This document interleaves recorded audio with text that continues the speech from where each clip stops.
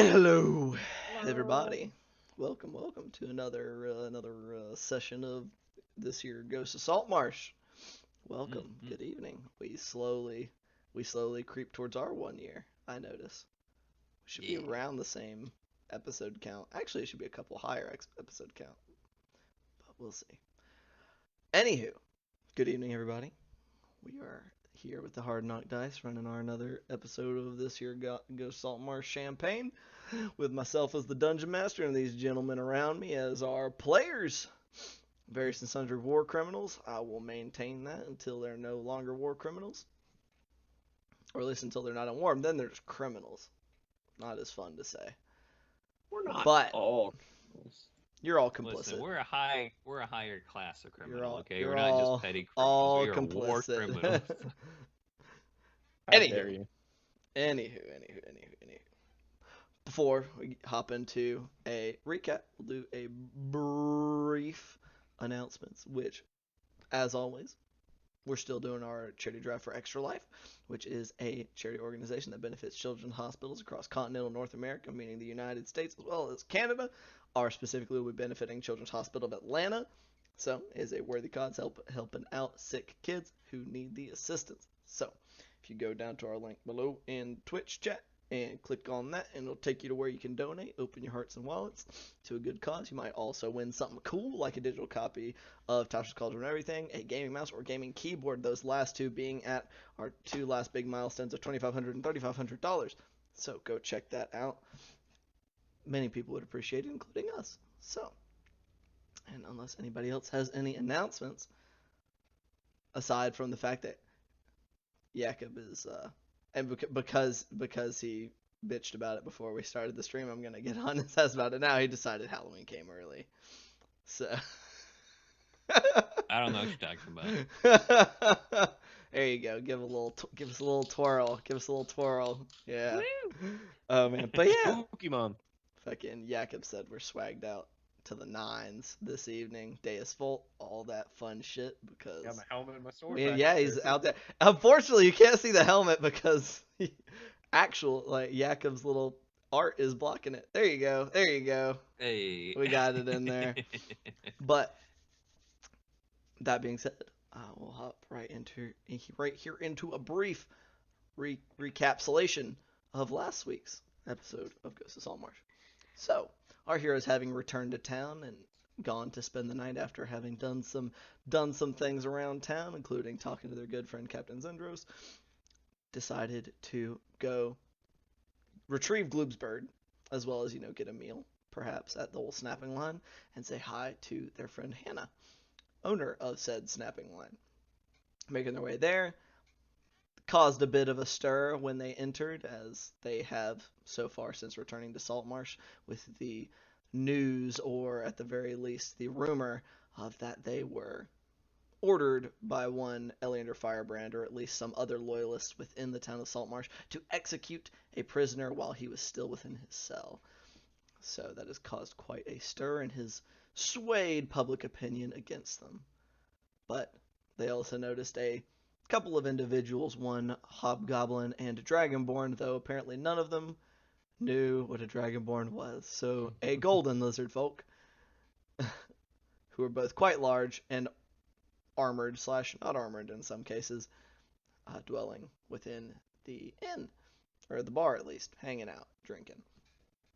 So they talked to Hannah a little bit. Gloob retrieved his bird. They then went and socialized with these two individuals who turned out were mercenaries here to protect Albric Dralian, due to the fact that Julian threatened his life during one of their previous interactions, and he decided to get some hired muscle.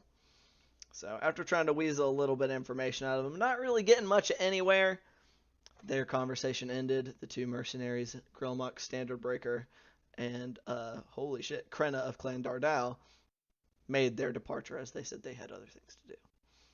Our party wrapped up their meal and decided they would continue to stay upon the ship, if for nothing else than safety and isolation. During the night, as they decided to keep watch, a small group of would-be vandals tried to make their way towards the boat, but were spotted and chased away by Gloob, who, realizing that they were probably going to vandalize the boat, decided to not try to chase them down and kill them, or at least capture them. One of the two. Who knows what would have happened? I'm just off of previous experience. But the morning came.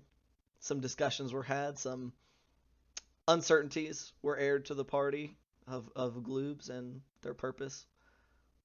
But ultimately they decided to continue with their journey, splitting up to see if Firebrand was still around and to check on transportation to the Sahuagin lair.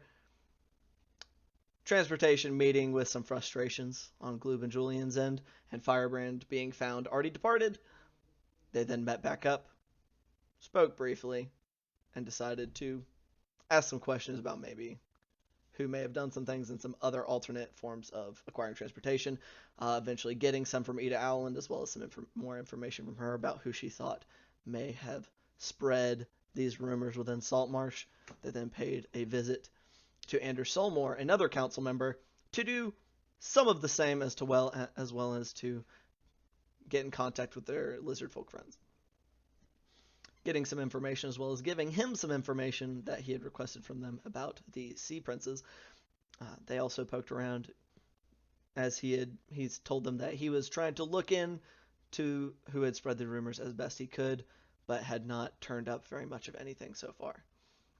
But we ended last session with Anders himself taking you guys upstairs to where the lizard folk are currently residing. And that is where we will pick back up. So, Anders still in relatively, for rich people at least, form of undress, as he is only mostly covered up. Vast majority covered up, no jacket or other fancy clothes on top of his shirt sleeves, sets off through his own home to take you to where the lizard folk have been, presumably, as far as you are aware, staying since you last saw them. He chatters a bit, just ramblings about the goings-on in the town for a few minutes. I say a few minutes, more like a minute, as he briskly takes you guys to the room. Well, our esteemed guest should be right in this room. There are people about myself or Scarin or one of the guards or somebody. Whenever y'all are done speaking to them and are ready to leave, just let somebody know and they'll guide you out. It's a bit of a maze in here, I've found. Gives you guys a curt nod and turns and makes his way back the way he came.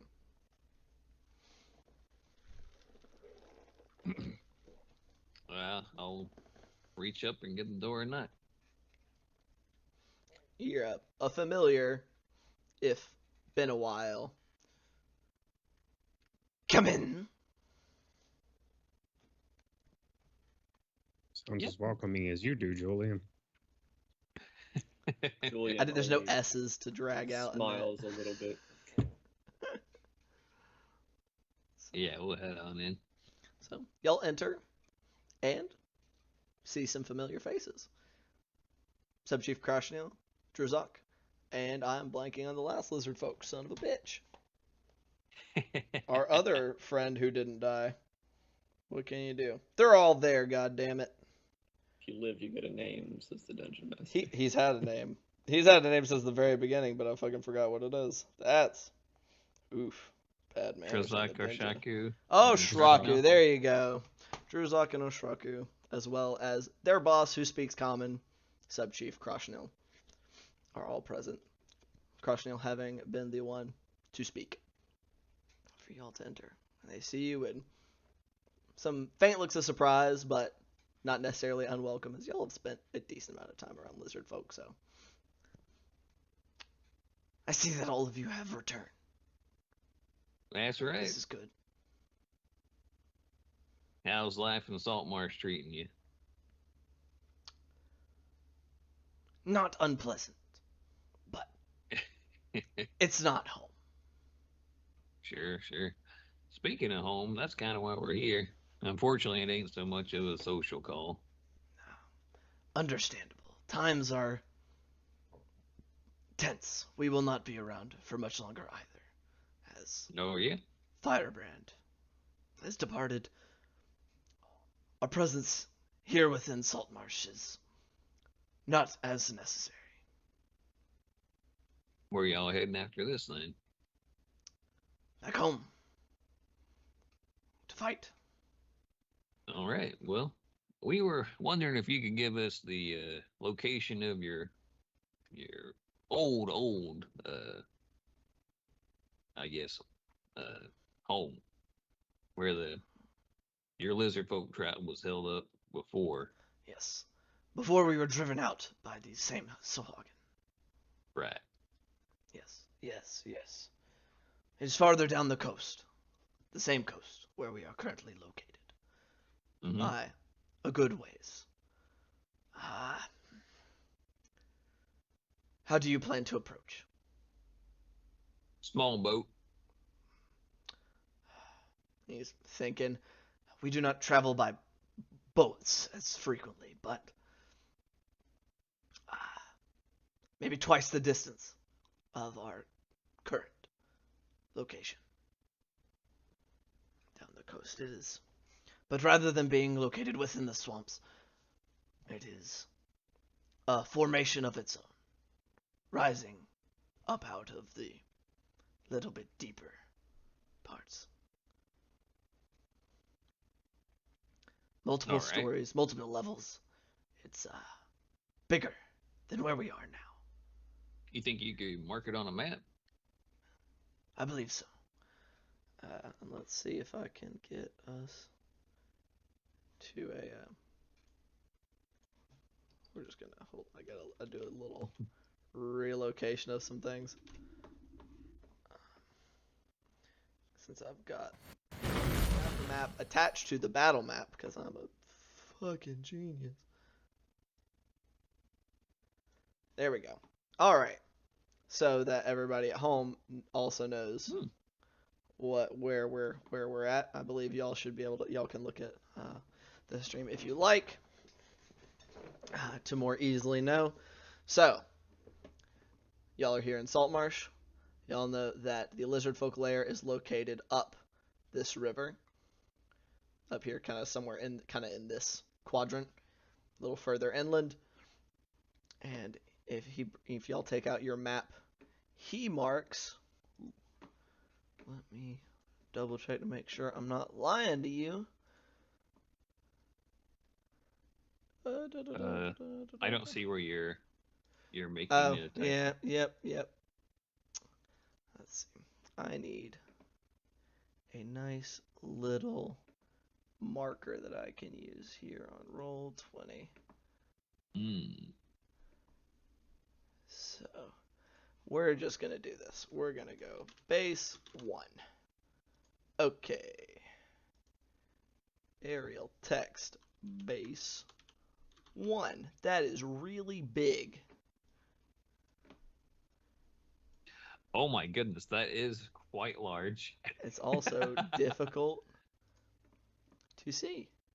Dungeon Master says white letters on a white background. Let's go. I got the default is white. Thank you. So somewhere within this quadrant is where the current layer is located, as y'all are all aware. And then where is my other? There's my other marker, and he lets y'all know that somewhere out here. Where's another? I need more text. Y'all can tell I'm like the most prepared ever. But it's okay. We make it. So, base, big letters once more. Dose is located right around here, near the base of this second river. Okay. Kind of right, but out within the water itself as opposed to inland, is where he marks it on y'all's map. So, a little over double the length, but thereabouts. But it is a large, natural stone structure rising out from the sea, easily defendable.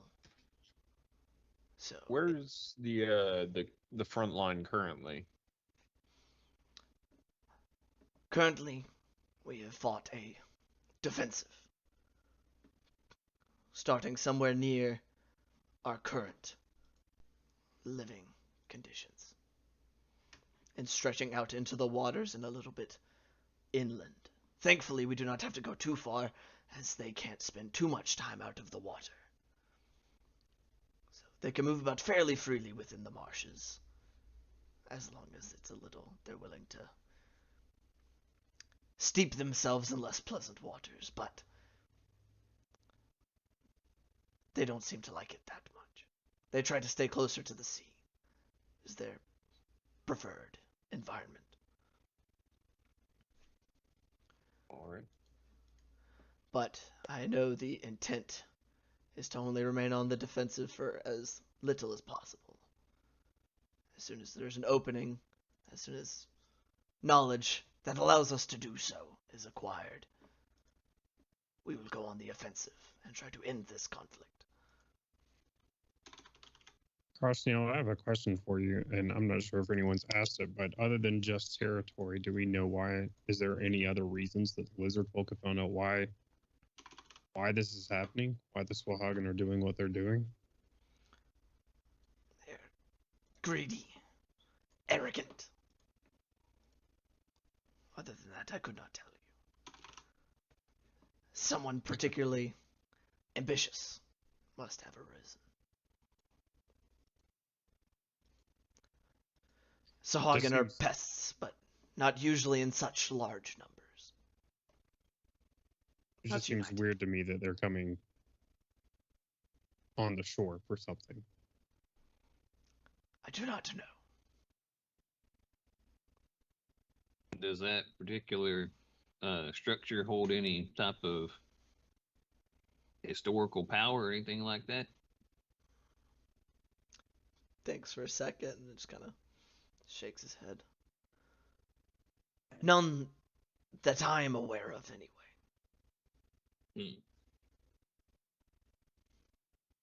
All right. Something has made them incredibly confident. Beyond that, I do not know. The mindset is not any different. But the boldness, the willingness to attack and make so many enemies at once is new. Well, are they fighting alone? Have we encountered anybody other than just the Sahuagin? Only the Sahuagin, as of yet. They're Right. not much for politics. And the fellas that left when they didn't seem too keen on sticking around and helping. I think it was the Keyleth was their names. We heard anything from them? Have they been getting attacked, or have they reconsidered? After they left, we have received no further communication. They did not wish to actively engage the Sahuagin. They felt they could wait out the conflict and perhaps be passed over. Like cowards. Yeah. I imagine such a comprehensive and extensive attack must be resource intensive for the Sahuagin. Feeding that many soldiers, transporting, housing, however they do that. I do not claim to be an expert in the way they do things. I know they eat just about anything, so that might not be as much of the problem. We don't always retrieve the fallen. Right. Julian just grimaces a bit. Yeah. And I mean, they're right on the ocean. Yes.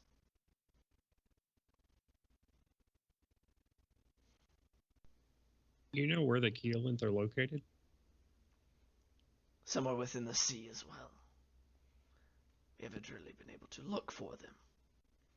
I believe the merfolk were the ones that originally brought them to the table. Right. Well,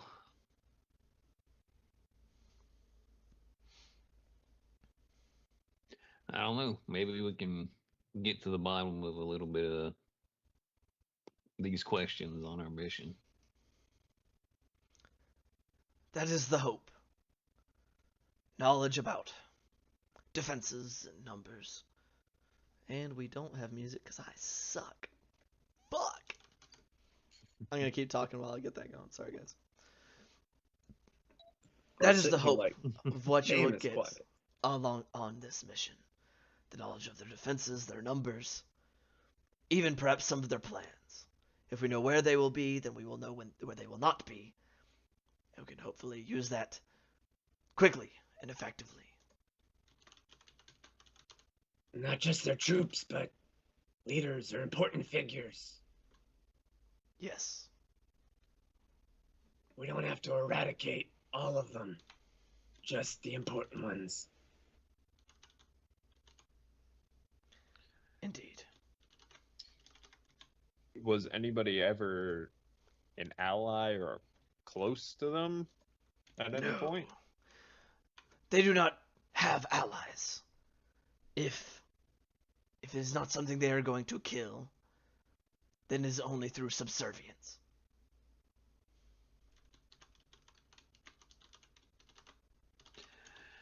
Yeah. So, Well, any tips for a bunch of idiots going out in a small boat back to your old stomping grounds? he kind of, as close as he can, gives kind of a frown.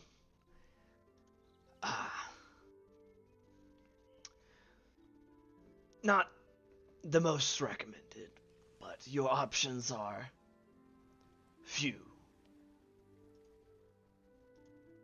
So, I couldn't be quite sure. There are No secret entrances, no best way to sneak up and not be seen. Right, that's what I The- was the getting issue- at. Like, the Yeah. issue is that you come on the water. we probably won't come. We're not. Yeah, we're not going to dock with the city itself. We'll probably, get off and make our way on foot there for at least a little piece away. That is good. If you get too close, I doubt very highly that there are no sentries within the water itself, and Right, exactly. boats are not exactly hard to notice, Yeah, I can bet. regardless like a of day or size. two? Away? Would you Perhaps. recommend? Perhaps. I do not know. As I've said, as soon as you pass where the current lines of our defenses are located, it is in the air. You're right. Well, So it's probably best that we But put the boat at the current base and then make our way on foot from there. I guess. perhaps. you could come with us if you wanted to. It's not a big boat, but we can cuddle up. Considering my personal expertise, I do not think a mission suited for more stealth than anything will be a good idea. Especially I'm- increasing the numbers. I just mean getting back to your current place of Ah. residence. We That drop would you off there. not be unwelcome. When are we leaving? We're leaving today? This afternoon or morning one. It's really up to Julian. And when the boat's ready for us. Let's just say in the morning to put all our ducks in a row. Would it be a better idea for me? This is more speaking to three of y'all. Would it be better for me to find some lighter armor that might maybe be a little bit quieter, since we're trying to be a little sneakier?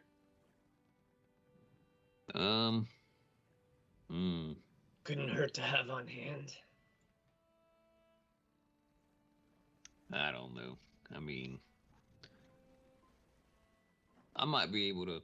Well, no, that's not a really long lesson. The problem is there's probably going to be so many of them that if we get seen at all, it's going to be probably a pretty big fight, I'd reckon. Or we're going to have to get them quick, you know. If you get if you get caught in a fight too close to their lair, you do not want to be standing and fighting. All right, Not with the that's numbers fair. that we have seen so far. Just because we bring it doesn't mean he has to use it, but better to have it on hand in case we want it. All right. All right. It's probably wise. As for entrances, there should be at least a couple. One, there should be though it may not be there anymore. It depends.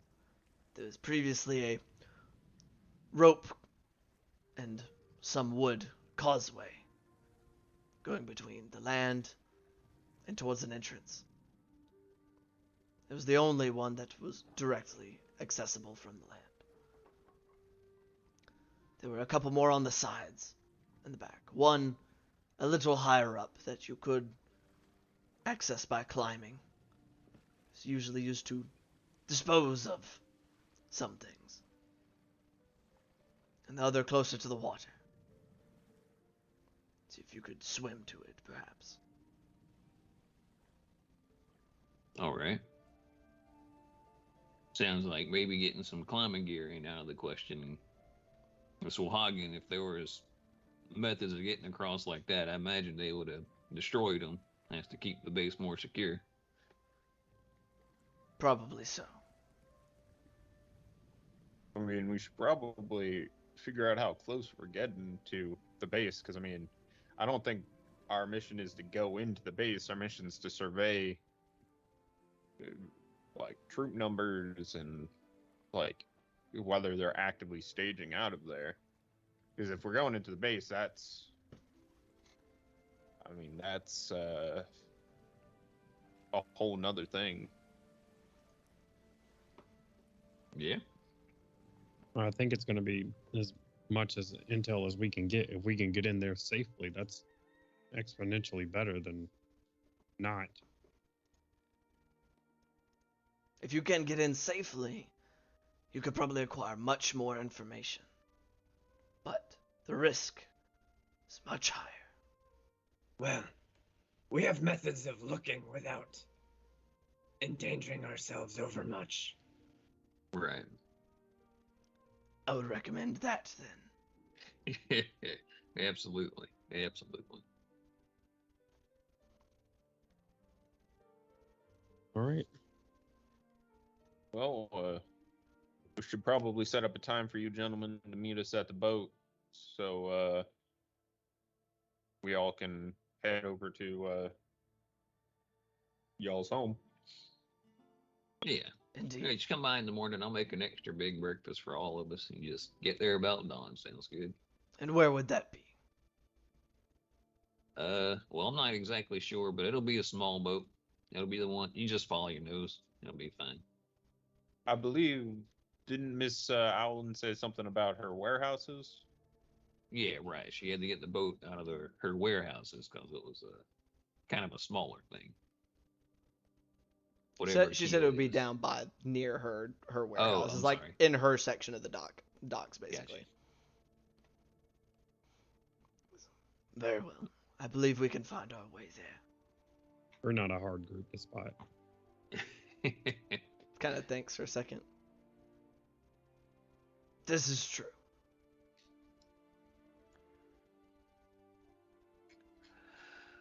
Well, I guess we'll see you in the morning then. Very well.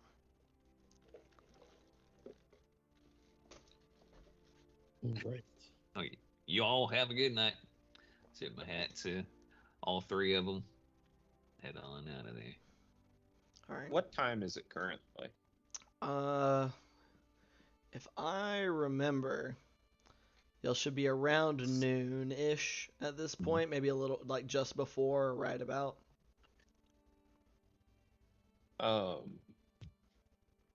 Well, I definitely would like to pick up some lighter armor.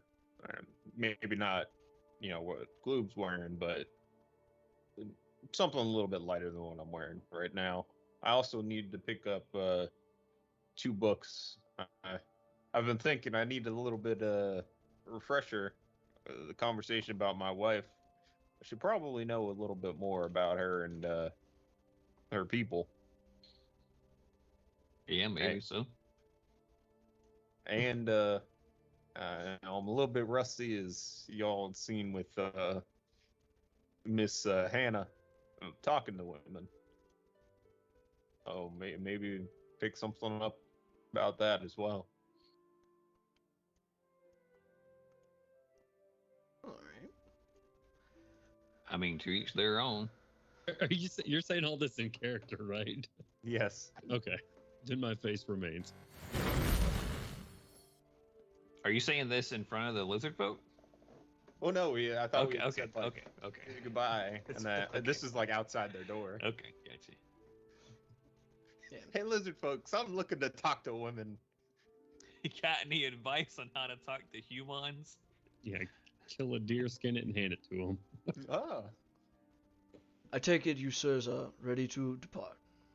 Oh, One of the guards the guard that had been with Anders just kind of stuck around here to escort you guys out when y'all decided to leave. yeah, we ready to go. Last well. minute supplies to gather. Ah, Yep. he's all right. If you will all follow me, lead y'all on out of the Saltmarsh estate. And y'all are once again all of the freedoms associated with being able to wander Saltmarsh. All of them? All right. All of So, them. what, y'all need climbing gear? Yeah, I think that climbing gear might be useful as a maybe situation that could come up. DM, are there any rules on breaking heavier armor down into lower armor? Like if I had half plate and I'm like, I'll just wear the breastplate, K, thank you, and lower my AC. I mean, I don't see why not. They're intrinsically separate pieces. Right. So you would be taking some of the straps that normally were attached and unattaching them. Right. So that you might need some it might take a little bit of work to get them to reattach properly. Right. But I mean, I do not see why that could not be done. could that be something that a blacksmith would be able to do? I mean, I don't think even a blacksmith would be necessary to put This- on this just would be- chainmail. Yeah, this would be more up chainmail. It depends on what he wants. If he just wants his breastplate, Right. But- I was essentially yeah. trying to lower half plate down to a breastplate. So if Right. we're going to go which sneaking around in breast- the woods, I wouldn't take breastplates disadvantage. are core to both of y'all's armors. Yeah. At most, y'all would need like a leather worker to kind of redo some of the straps to be able to function in that way, I mean, because- to undo some stuff. historically speaking, none of the components are like fully attached. Like that's why they take so fucking long to put on. Like, all right, your breastplate is on. All right, now your upper arm pieces are on. All right, now your lower arm pieces are on, so on and so forth. Right. A breastplate, however, I will say, does consist of like no back. So it's not quite the full ensemble. It's just the front piece. So like I said, it wouldn't be too terribly difficult at all. I don't think. Like, at most, you would need somebody with some leatherworking experience, and even that's not strictly necessary, I would say. Okay. Cool. So we don't need to waste 400 gold on getting the breastplate. Hell yeah. No. Yeah. That 800. would be kind of dumb. So All right. most Yeah. you're losing a lot. Most of your AC from taking out like the brigandine and the chainmail that's underneath the plate, as well as like the coverings on your arms and shit. Right. All right. So, food for 3 lizard folk and a couple of humans. Sure. With one with a. I don't know if Julian eats more than normal human. Same amount, just more meat He's a- focused. A ravenous appetite. Yeah. Anyway, we'll go get supplies for us to make the trip to Lizard Folk Base 2 and Lizard Folk Base 1 as well. All right. So if y'all are just to something to keep in mind, travel on foot, especially through a marsh, will be slower going than by boat. Yeah. So if you plan to go by foot after the base, their current location, then it'll be significantly longer. Y'all don't walk as fast as a boat. If Damn sure don't. if we are going by foot, we might want to buy that bag that Captain Zindros has. Didn't have like as much food as we could eat forever. I mean, we got a bag of holding. We can put all the food we need in. That's true, and I imagine it'd be a lot cheaper. So you're right. Yeah. I'm not gonna be so headstrong and try to carry it all on me like last time, and then have some damn evil thing melted off my back. So it'll be fine. And I have a lifetime supply of insect repellent, so I think we'll be good in the marshes for that. I mean, I spent 60 years swatting mosquitoes off my face and arms, so I mean, another trip through the marsh ain't gonna be too big of a deal for me. Just yak him with an arm full of just little spray bottles, like. I have Just little 180 off-spray. doses. Yeah, the little. insect Oh bandolier. my god! Yeah, That's what that makes he, you he think of. bought it by the 5-gallon bucket. They sell it by the 5-gallon bucket. It's just Oh got the my God. bucket with the little tiny spritzer on top. Like. Now I'm just imagining the small town of Saltmarsh, but there's a Sam's Club just like dominating the skyline.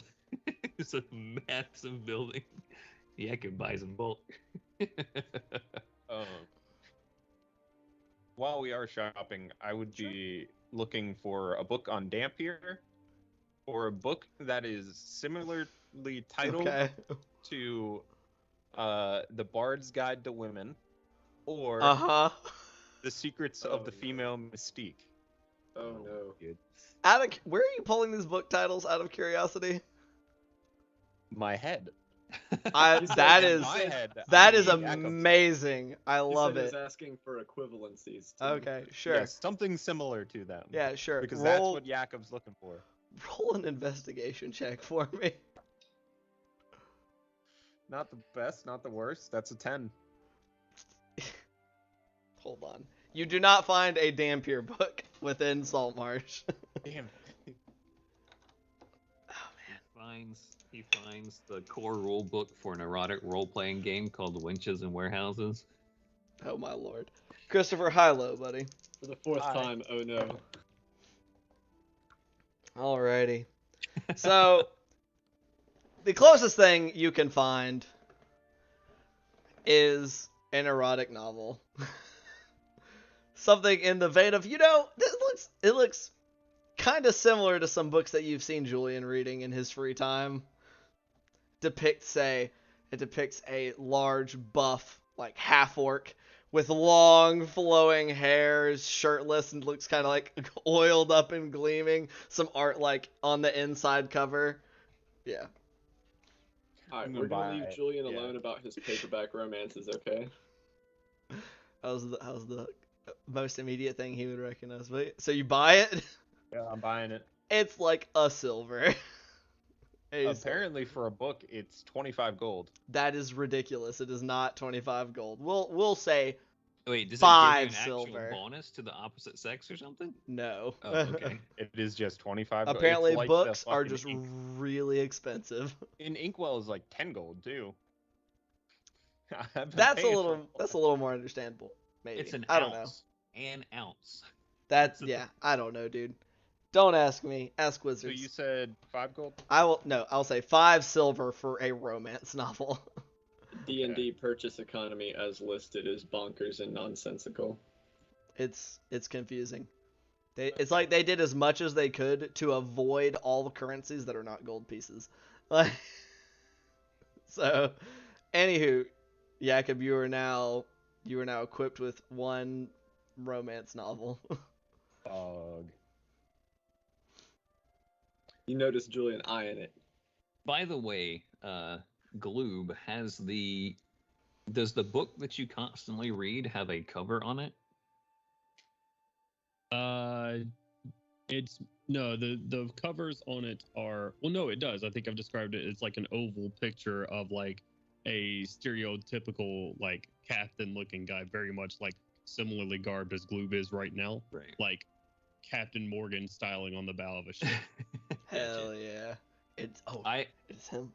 While Jakob's looking for dirty books, I would like to make an investigation check to see if they have a copy of whatever book it is that Gloob's been reading. Okay, roll an investigation check for me. Not great.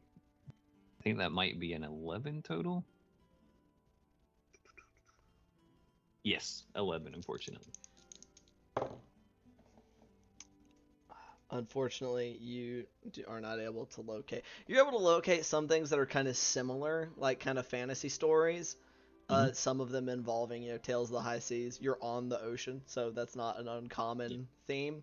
But you're not able to find an exact match. All right. Just for gets and shiggles, can I ask the storekeep describe the book to him and ask if he knows what book it is or if he might have it somewhere? Okay, sure. Do you know the title of the book? I do not, Okay, but I know what the picture on the front looks like. you do, and this is like a human guy who's like 45-ish, just kind of scrubs his hand at some like 5 o'clock shadow, looks around his store. I mean, I got books with pirates on them, and he walks around and he pulls out a couple that are like, they have like a dude, like an admiral, like a Navy admiral's uniform that's kind of got his chest stuck out and his hands on his hips, very like not a pirate. And then and a couple that are like that they're like similarly themed, and they're some of these are ones that you've looked at previously, but they're just not quite the same. It's like it's a fairly common kind of art style to go for, but without the title, I can't really know. If you can find out the title, I don't exactly have a ton of people who buy from here in this town. Just kind of shrugs it. A lot of them can't read. He just kind of stage whispers at you. So Well, if you're able to find the title, I can see what I can do. Hey, Yaku, I just call over the store. You know the name of that book that Gloob's always reading? Nope. He hasn't shown me any book. All right. But since I see you're getting help from the bookkeep, I would also ask about those books. he goes, I'll wait outside.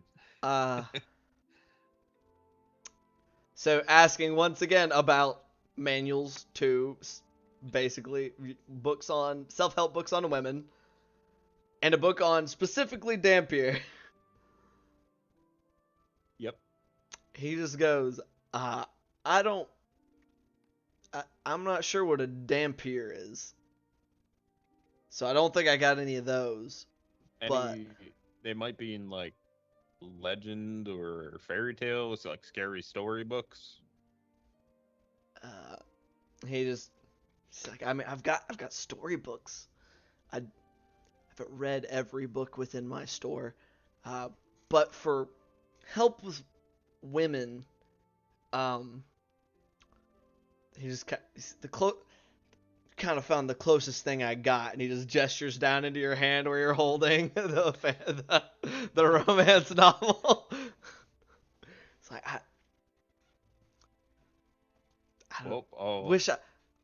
I wish I could help you, buddy. He just kind of pats you on an armored shoulder, just kind of. We've all been there.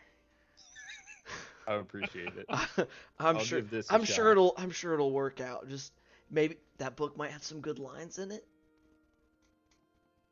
It can't Just hurt. kind of shrugs. Well, I'll let you be on your way. I mean, I'll be on my way. Oh yeah. You'll be here. Yeah, it's my store. Yeah. Yeah. Good luck, I guess. Thank you. See him kind of like as you're walking away. He seems to be like. It seems to have took him a second, but he's kind of like. Damn pure book. Women. Like kind of vaguely. He's like, wait a minute. He's like, are these connected requests? But you exit with your romance novel in hand. Oh, It's in pretty good shape. Like. I will hand that and the book that I got on the Dragonborn to Gloob to put in his bag of holding. Oh, you bought a book on Dragonborn? Yeah, that was last time. Oh, okay, sure. You probably don't have a book just like it's not like a book on just Dragonborn. It's on like it's some like weird history book that it had like that they were mentioned in like far off lands. I'll take what I can get. So Apparently, it was 25 gold. that one was not 25 gold. I would say that would have been like 5 silver a piece. Like Okay. that is absurd. I will give myself back. I don't know how 24 I don't know how I looked over that in your purchase request, but apparently I did. You said that price, and I was Yeah, like, okay. yeah, I didn't see the book apparently. But anywho, so your weird histories of lands that are not here that you happen to find that had Dragonborn contained within its pages, and a and a romance novel. Good reading. Yep, fantastic. All right. Is there any other purchases anybody's looking for in town? Yeah. I believe do. we were going to get a climbing kit. Or at least a grappling hook and some extra rope. We do have a grappling hook. I have a grappling hook, I believe. Yeah. If you're wanting Probably get more extra than gear, this isn't exactly not a lot of mountains around here. Right on the coast. So I would say that would require an investigation check as well. See what y'all are able to turn up. I actually don't know what my bonus is. 1 second. That'll be a 17 with a +3. A 4. Very nice. Yeah, you can't find shit. Reading his book around town. It's like, So I sweep her off her feet. And rippling muscles. Okay. You just hear, oh, that's going to be kind of difficult. How's that possible? That doesn't make sense. Anatomically speaking. What? What's Luke a- is increasingly worried about what Jakob's reading right now. Oh It's shit. just Jakob's like, what's a Smack. queen? I I just don't know what smacked that the is. bitch out of my dice tray. With a 17, I'll say it's not exactly you're able to find kind of like a pawn shop area, like a singular like old mining like climbing kit with all that entails, pythons, grappling hook, the whole 9 yards. So a climbing kit, a rope, and a roll of twine were the 3 things that I was going to get. Rope and roll of twine, definitely easy enough to get. The hardest part was the climbing kit, and it looks like maybe somebody from somewhere sold one off a while back at like kind of like a general store deal, and you're able to dig it up through some rooting around in their kind of back areas. Gotcha. What Also- do you want? Oh, go ahead. Can we find any more healer's kits? Healer's kits. There is an herbalist in town. We're gonna roll to see if they have any left. Because, active Right. infirmary and the like. Right. I will once again ask for a high-low from somebody. Always high. Okay, with a 61, and I was giving it a 50-50 chance. Nice. I'll say that you can. They've probably got enough for you to throw together like 2 if you wanted to purchase some. Well, 2 I mean, fully stocked healer's kits. Julian has an untouched healer's kit. I also have one. I bought one for Bart at like one of our first sessions, but I think still have that's it. dwindling So probably at this point. Can never have too many healer's kits when you're going off through the jungle I or the agree. swamp. So yeah, I'll buy those for a Buy both standard of them? price or Yeah, overpriced? standard price. Or- okay. That I didn't know like- if it was being marked up due to wartime. this person like lives here. Gotcha. So Okay. Did Right. we buy? My internet kind of cut out. Did we buy the climber's kit and the twine and the rope? correct. Okay. They Um, only had one climber's kit. They only had one climber's kit with a 17. How much rope did we get? I got a 50-foot thing of hemp rope, and I already had one. I think. also have one. I have think my- 75 feet. I think my rope was destroyed. My rope was also destroyed. Oh wait, no, it wasn't. I still got it. Yeah, your Because boat was tied to a unseen servant that then went down with the big boat. Yep. That did happen. It'd be like that sometimes. I do Yeah. still have. Big tentacle. Just for the sake of safety, I will get myself another bundle of hempen rope as well, just to have on my person. Easy enough And to do.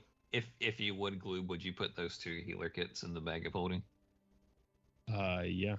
Thanks. All right. Glib, you were wanting to look for something, right? Correct. But I'll let those guys get their stuff out of the way first. Okay, sure. All right. Is there any other purchases people would like to make of the mundane variety? How much was the string? Because it's not in the 5e. How Yes. much string are you trying to buy, man? 1 second.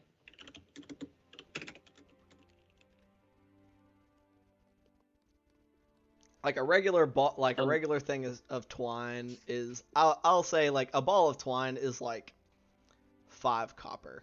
Like Yeah. it's twine. Like A fist-sized thing of twine on this craft store is 285 feet. that's a lot so- of feet, sure. We'll say that's more like I that'll be Googled that ball of much twine, that so- much twine. That seems like a lot of twine. That'll be like 1 silver. Fuck it, why not? Okay. That's a Done lot of and fuck. done. That's almost 300 feet of twine. We'll go a little higher.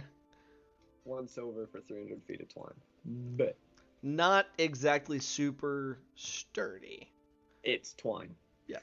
I just make sure that is clear. This is, Did this ourselves is a not rope. like battle-ready twine, all right? It'd also be really unpleasant to try to climb up twine. It was not intended to Also, be climbed. very difficult. It's not a lot of surface area. Anything else? I would like to get a Bullseye Lantern, and shit. Hold on, I just jumped off the page, and where was it? We already have one bullseye lantern. Just so you know. Y'all do have a bullseye lantern that you looted way Oh, yeah, back from- at the very start of the campaign. Now, if you have oil for it, that's a different question. We have I think plenty. I actually have. You have quite some a oil bit for of it? Oh yeah, y'all have a bunch of flasks of oil to dump in that bitch. Like y'all have all kinds. Yeah, I guess. Is lamp oil different from those oil? I have no idea. I'll get another gold's worth of oil because I assume that we Holy shit. probably have used some along the way here and there. Sure.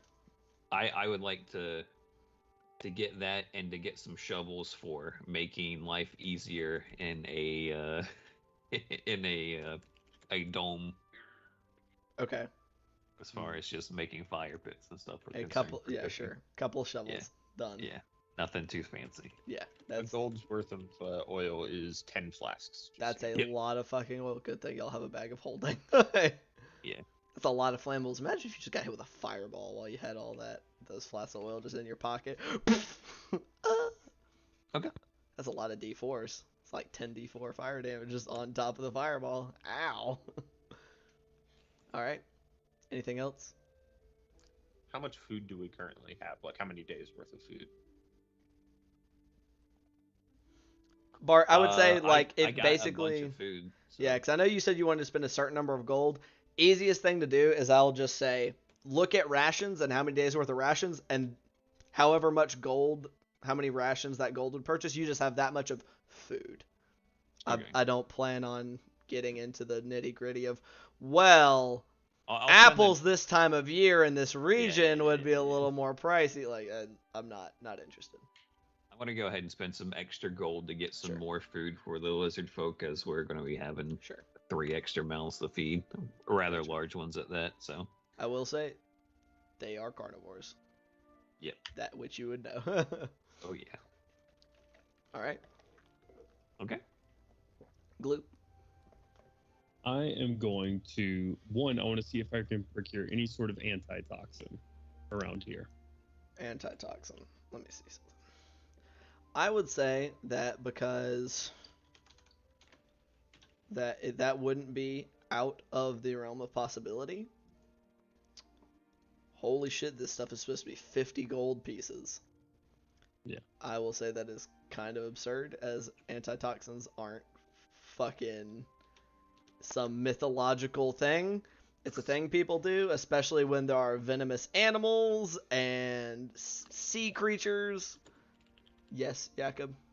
I have, if I hear, I'm assuming you're saying that you want this, like, out loud.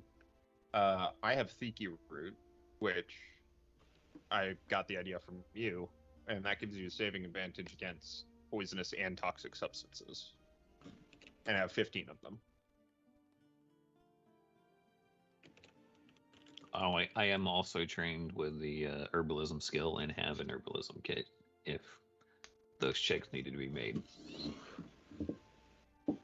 So that is up to you. I would say a straight up antitoxin would be like 10 gold. 10 gold. Okay. And I'm then gonna go ahead you and could buy it. get, like, don't go crazy with it, but you can probably easily buy a couple from the local herbalist, as like that's a thing that sailors and stuff will buy just in case they come across anything poisonous. Did you say 3? I'd say that's Doable. reasonable. Yeah. Okay. Like they keep some of them on deck. It's not something that like everybody is buying because it is a little more difficult to make, because like making antitoxins and antivenoms also usually involves getting something poisonous and like milking it and stuff. So it is a little more expensive than some other things, but it definitely would be something they would have.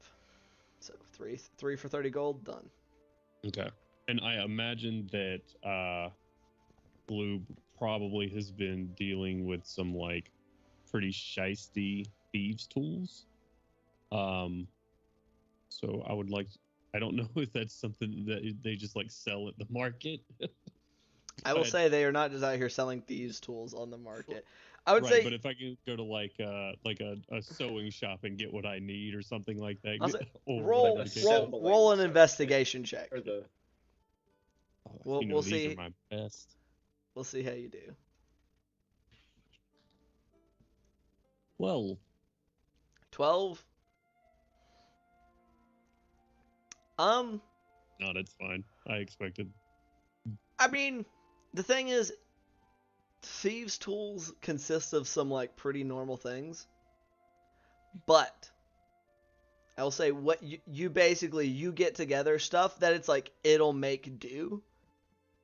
And so I'll say basically these function as thieves' tools, but any thieves' tools check made with these will be at disadvantage Oh shit! because it's not an actual set of thieves' tools. It's just bits and bobs that you're like, these can work. Cool. I will use my current ones then. We'll save that until I can find something a little bit better. But just in case the ones you have break, you have something. Right. All right, and then the last thing I would like to get is some fishing tackle. Absolutely. This is a fishing town. Done. your boy Easy. got fishing tackle. Well, after I purchased that, which it's a gold, so I'm assuming that's going to be a lot of good shit in there. So I'm gonna spend the gold It's on got it. the whole shebang. You got lines, you got lures, you got dip. You got the little like the ones that flash a little bit and they kind of wiggle.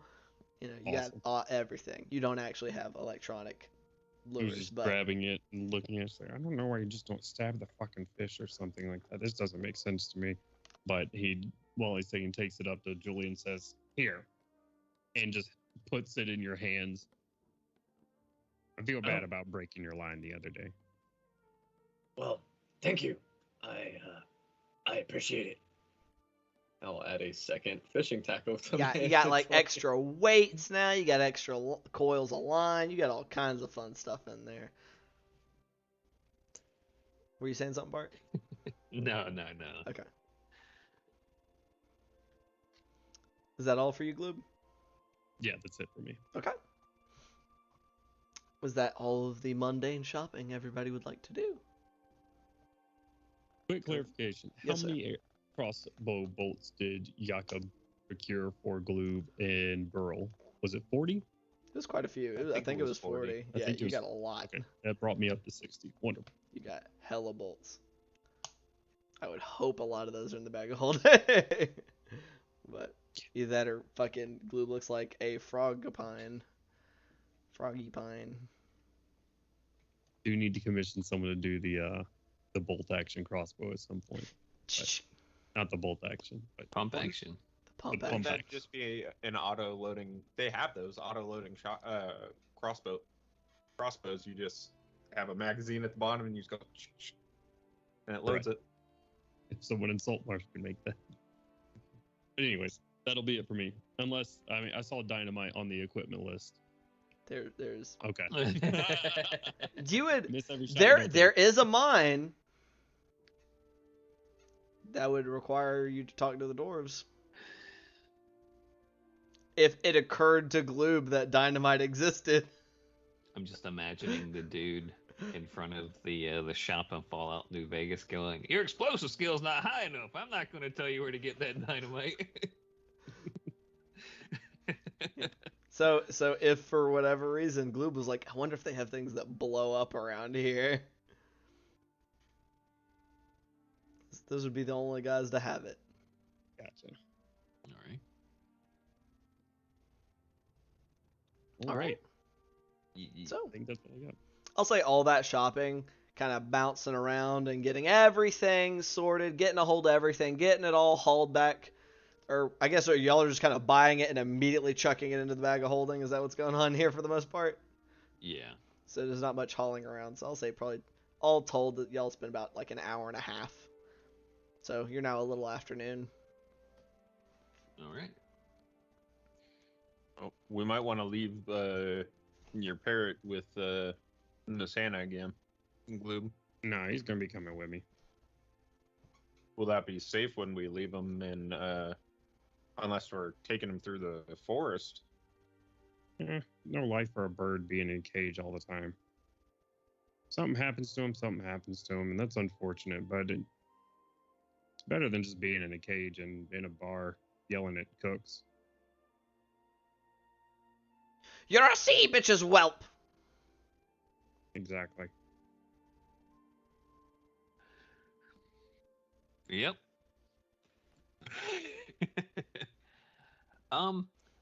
Quick. I know. I'm sorry to keep adding things. fine. Could I buy a few hammocks in case the lizard folk don't bring their own ways to sleep? Would there be anywhere to hang them on the No. boat? You'd have to probably hang them before going to bed, just like right next to each other, type kind of thing. I mean, is there anything anywhere to secure them? I Because don't think The so. mast. Oh, I thought the cabin was really tiny. That you would just It's pretty small. I don't. okay. I mean, I didn't know we had a cabin. one second. There is a singular tiny ass cabin on the back of that shit. We could hammer nails into Hey, the wall and make that's- it back. That's fancier than I thought it was. I thought it was a completely Uh, open top boat. It is too small for that. Too small for It is that? too small. It is. Would you like to know the dimensions? Just Sure, for this sure. is something that Julian would know and could tell you. 5, 15. So, the way it is structured, it is 20 feet by 10 feet, but there are beds in 2 of the corners, and there's technically a little map table on the back. So you would have to hang these like if you're able to do it at all, you'd have to like attach them at an angle to the door and the walls. Well, you can put them in the corners, right?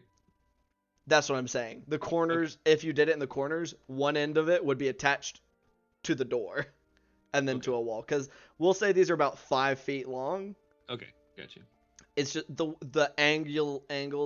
I believe there's actually a picture of the setup in the Skype chat if you want to look at what I'm talking about. I just pulled it up. It's just the spacing of it would not be the best. Well, I can at least get one and chop it in half to have a halfling and a grung-sized hammock. I know the grung's gonna sleep in a barrel anyway. Sure. So you have if you want to buy one hammock and kind of see what you can do to kind of work it out. Yeah, if it doesn't work, I'll just whatever. I want to buy a barrel for the new boat. You don't want to just use your old barrel that is still on the other boat? Be too much of a pain in the ass to drain it and then have to carry it. So sure, okay. I Is mean, it I'm or no. He has not gotten he's gotten a bathtub. You have a collapsible bathtub. Yeah, Kev.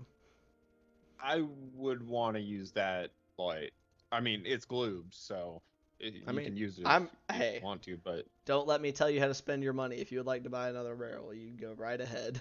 I would like to buy another barrel next time we go to the bar. I mean, you could buy one from probably anywhere pretty easily. Okay. Just at cost? Yeah, at cost. If I'm going with him, I'll say to Hannah or whoever's procuring the barrel, like how much would you charge us to fill it up with fresh water and just have it rolled to the boat? We'll say basically you went down to a dude who that's what he does. He sells barrels of water to boats. Cool. Well, barrel full of fresh water. We're buying it from Alex Jones. No. We'll turn This may change your sexual orientation, little frog. I hate to inform you, just so you're aware. What's that?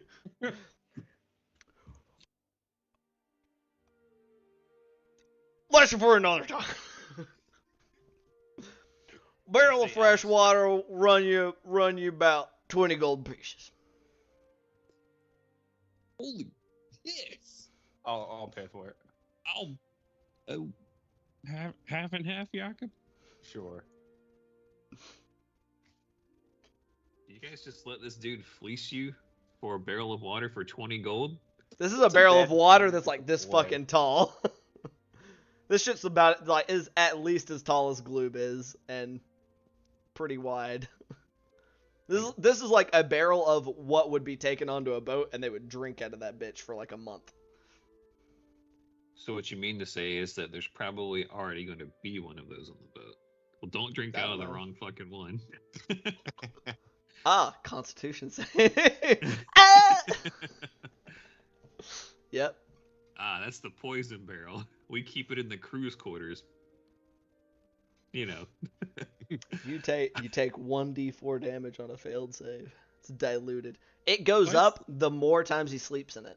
I was about to say, if I sleep in this for the whole campaign, it just gets more potent. It'll cap out eventually, but I mean, he just dumps like this super acidic mega poison on the big bad evil guy at the end of the campaign. Drink my bathwater, bitch.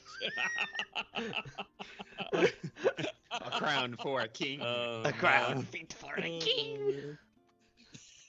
All they have to do is not consume it, basically. We're gonna bottle and sell the grung bathwater. Yeah. We'll be rich.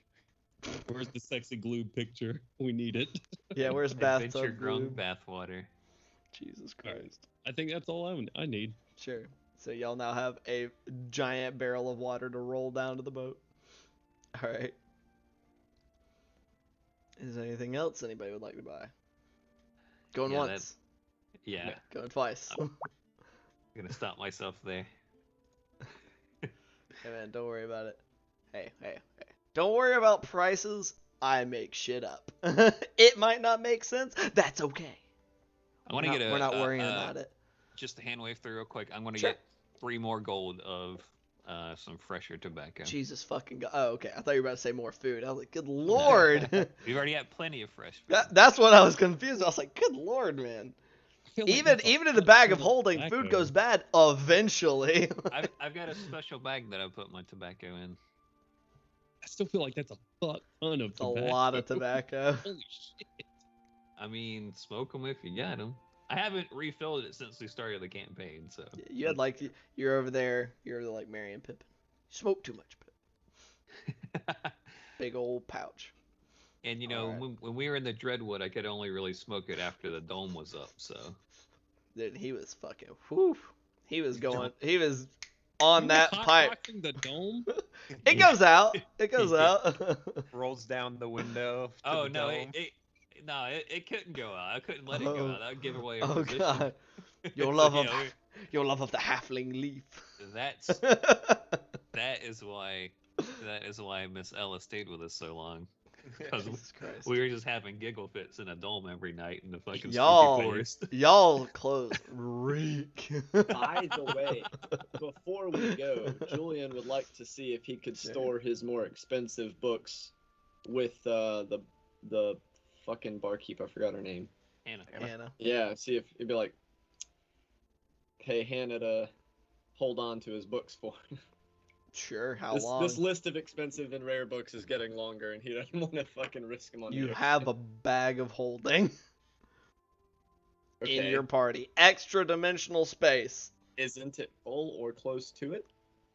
That shit can hold a lot of stuff, and most of the things y'all put in there, it's kind of small. Yeah, we've It- taken most it of the was big close things to out and full. sold. Yeah, Yeah. it was close to full when we had all the javelins and shit in there, but all Yeah. that's way gone. Because and- most of the bag of holdings, like capacity, is by like volume, and most of the stuff y'all just dumped in there is not that big. All right. the- Well, in that case, that water-resistant but not waterproof bookcase that I had made is gonna go in there, except for whatever book I am currently reading, which is a Slam dunk. cheap romance paperback. So It looks very similar to one you spied in Jakob's hand earlier. that's what I said. He got it. You- I'm you eyeing it. think- Like, all right, that's my next like, read. You can feel like a sense of approval internally because you're like, aha, a man of culture. Looking over at Jakob, like, Game We're traveling around recognizes with two game. creeps that read smut in public. That's all I'm gonna say. But do y'all this have is public a reading? romance novel. Okay. But Mhm. As he I'm caressed her inner thigh. I'm sure there's nothing in there that I haven't eavesdropped on when I was a little bit younger. Oh, from, God. some of the women back in town talking about things going around. So Oh my. alright, a lot of gossip in a halfling town, you know. I don't. Well, there's Yeah. a lot of gossip that happens in a halfling town. Well, do you think we should go eat, I guess, at the bar? I mean, I Food just got sounds so good. much food. But Well, yeah, yeah, we can can go we to the just bar. Eat That's on fine. the boat. I don't like the way people are looking at us. That's fair. We can just eat at the boat. I need somebody, one of you three preferably, to get 2 water skins of wine for me, or any alcohol, and keep them on yourself. Yeah, sure. Just in case something happens to somebody, I need it. It helps me remember the people we've lost. Sure. I won't be drinking it. Glue talked to you about it previously.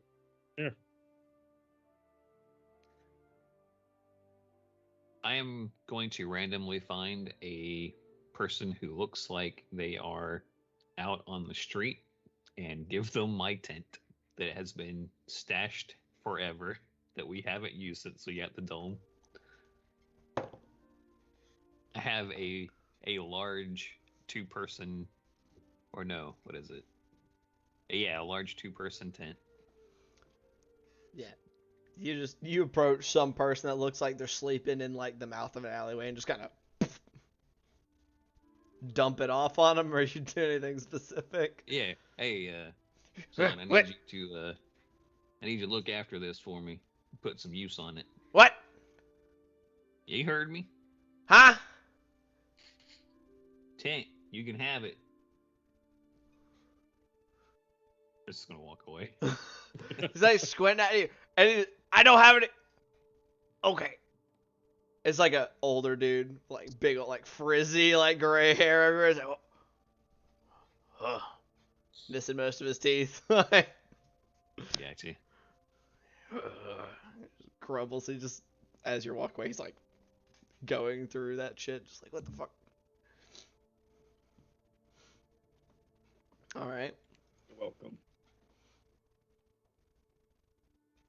God damn it! I hate having to keep this open in order to not get the fucking notifications going on. Okay. Okay. Yeah. Officially done cooking lunch. It is. I'm sure it's gonna be fucking great. I bet. Natural one. 2 natural 16 ones. plus 2 plus 9. No, plus 8. So there you go. So 26. 26. Math is Jesus. hard. Yep, it's par for the course. Mm. That one dip in like the quality of Bart's food seems like a thing of the past. Like it never even happened. The dirty 20 that Yeah, we won't speak yeah. of ever again. Yep. The dirty 20 seems like a thing of the past. Like you think it. Your guys aren't even sure if it even happened. Yep. Oh, Miles doing something. But It was like Yeah. screaming and slamming doors and stuff. Sorry. Oh, I would like to spend whatever time, like while Bart's cooking and whatnot, hanging out with my bird, getting okay. reaccustomed because I know we've been gone for a couple of days and whatnot. And just going over some of the old commands, nothing new, and just trying to reinforce some of those other behaviors, just like flying out, coming back to me, that sort of stuff. Sure. Seems to have learned some new things. And, And by that, I mean, it sounds like rather than just sailing cursing, it sounds like a chef. city Awesome. cursing. Whee! Wonderful. I forget. Did we have access to the boat yet? Which one? If Gloop is going to roll a check for that, I would like to assist him with using the unseen servant to take care for me to help him out. Okay, so you're rolling it. Go ahead and roll an animal handling check at advantage. All right. Which I now have expertise in, I believe. You Oh do. shit! Yes. Yes. No, expertise. So Yeah, plus 7. you took expertise in it. Badass. I rolled like shit, though. That's Oh, not a yeah. reassuring face. 14. Okay, and That's what are not you bad. trying to teach him? Nothing new. I'm just going in with like some of the old stuff, just to, Okay. like flying back to me, and I think I taught him at one point like a warning, like warning word, and then I think that's pretty much it. Yeah. So just returning on command and warning words. So I'll say that since this is not trying to teach him anything new, that even with a 14, it's kind of clunky. It looks like definitely your time away has kind of dulled his memory.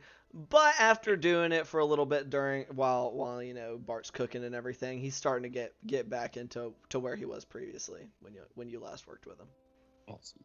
Yeah, I'll probably use some of the stuff that I'm cooking to try and have incentivizing treats for jobs well done. Yeah, he just fucking like nips at your fingers. Very, very demanding animal. He'll only do that a couple of times when he gets sick. He'll stop What's doing the that. stat? What kind of bird stat blocker are we using? Let's look here. Rock.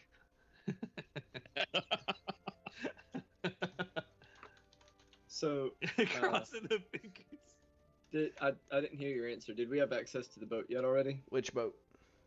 The The small boat. keel boat that we'll be taking. I mean, by the time y'all finish your shopping, if I recall correctly, Ida had told you guys that it would be a few hours probably before she got everything done and dusted. So I'll say probably by the time y'all finish eating, that you'd be like, ah, or like after Bart takes his time to cook and everything, and y'all sit down and eat, that you figured probably be about that time. Well, Julian would take the opportunity to like kind of go over the boat, familiarize himself with it, any quirks or little unique tidbits, that kind of thing. Sure. You head down that way, and some like you get to eat a section where she looks like she has some of her guys that are over there, like, and the guys that are here are like not quite the set. Like the guards at her estate were like actual guards. These guys are dudes with sticks. And more like As you do. to fucking crack somebody over the head if they look like they're trying to fuck with her shit. So not quite the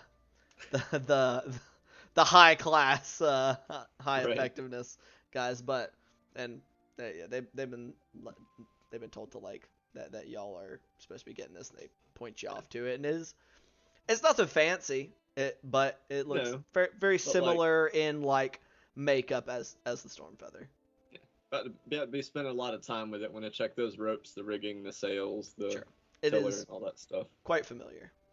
If we're all going over to the new boat together, I assume after lunch or something like that, I'd like to go with Julian and just like, yeah, Julian, Yeah, what's up? what are you doing? Checking the boat, making sure everything is ship shape. He laughs at his own joke. Blue doesn't get it. Can you take me with you? Like, show me what you're looking at and looking for? Sure. Julian doesn't get why, but yeah. He will begin educating you in boat stuff, TN. Gloob as he goes. Actually, we're gonna steal. Oh, we lost Jones. Let's see if he comes back. We'll give him a second. There he is. Okay. We're good. I heard Gloob. He just closed his eyes, just rested He for did. a second. It's like when you wake up in the morning and you stop your alarm and you're like, I'm just gonna, before I get myself out of bed, I'm just gonna lay here for just a second, and then you fall back asleep. You know, Sorry very about promptly. that. Yeah, man, What were you saying? I was just gonna say, we're actually gonna steal a mechanic of yours. I would like you to roll me a teaching check. Wisdom D20 plus wisdom plus charisma. That should be really good for Julian. It should be, actually. It should be incredibly good. Okay, even rolling in the single digits, that'll be a 15. Okay. Oh yeah. This is proficiency or no? Nah. We'll just say this is straight. You're not proficient in teaching. Gotcha. I couldn't remember what you'd said. You listed things, and I was like, wait a minute. Just we're fucking stealing from the Saturday game. Wisdom and charisma. Theft. Unless you have like a fucking teacher background, you don't get proficiency in teaching. God damn it. But with a 15, I will say it seems pretty does a pretty good job on the whole. This is something that you've done a lot of. So even if you hadn't started teaching your son the way you would go about the boat and everything, you thought about it.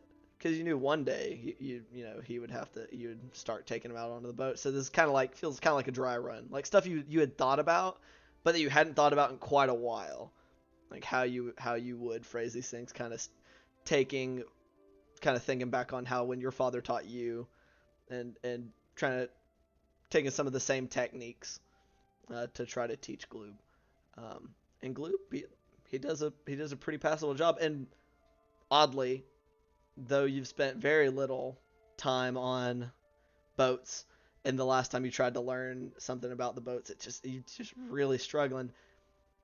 It oddly makes sense. Like this when he like explains a knot or when a rope goes here from there, just like, oh yeah, that makes sense. Julian looks wistful on a small boat like his long-lost Stormfeather.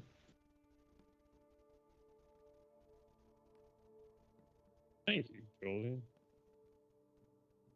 No problem. That was really helpful. If you want, you can help me while we're actually on the water, too. Oh Always yeah, better to learn by doing. I plan to. All right. Man, once he is comfortable making sure that none of the ropes are rotted and all the attachments are secure and all that good stuff, It all seems very well maintained. we'll retire for the evening. We have an early day. It is like 3:30 in the afternoon. Oh, I thought it was like 7. Never mind. No. It was around noon when y'all started your shopping spree. So y'all had like a late lunch at like 2. Gotcha. So after all In this that said and done, case- it's like 3:30-ish.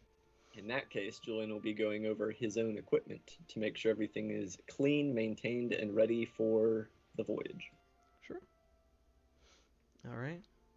I'm reading the romance novel and also breaking down my armor to be a breastplate. All right. I am not breaking my armor down until we need to go into the swamp.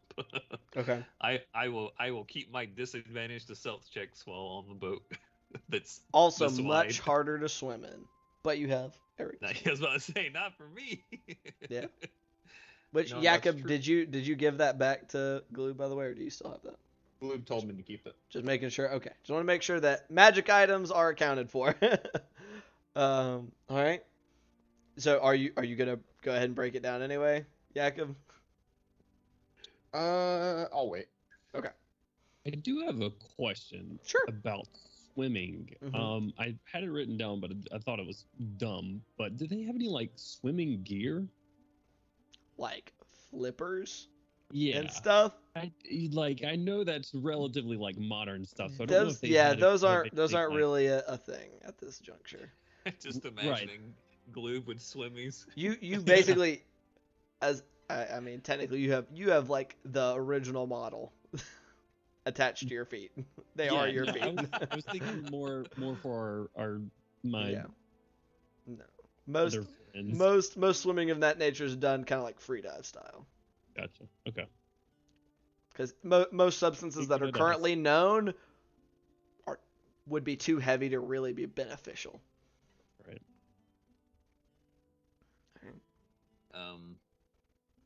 Well, Exception would apparently be a snorkel. Sure.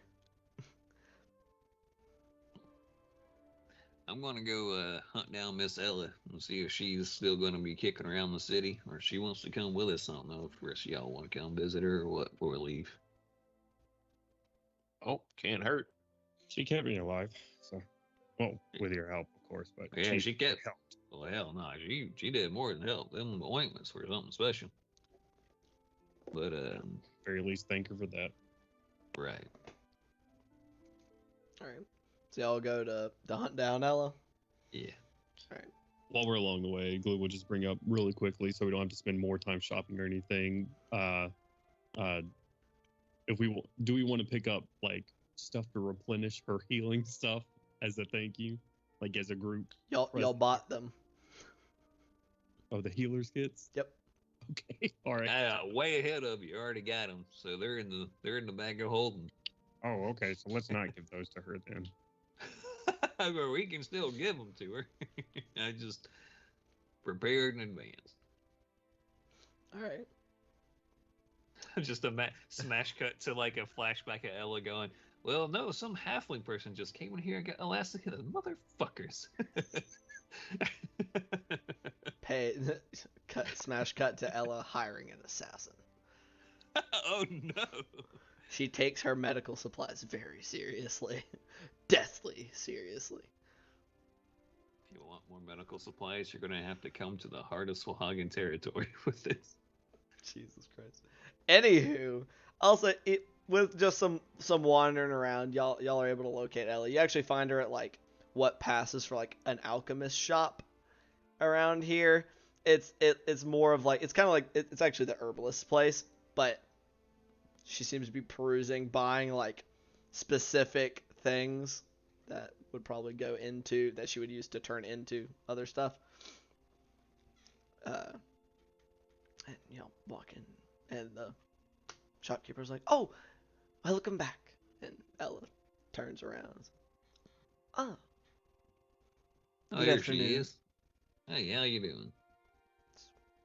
I'm doing quite well. And there's Ella's like, for the first time y'all have like ever seen her in like complete casual wear, like she's just in regular ass clothes. Ah, What? what'd you do? What do you mean? Just looking at you like what? She like looks Everyone down just at herself like what? I do not Where's your believe I stuff have any at? Did you get wounds. robbed? Where are they at? No.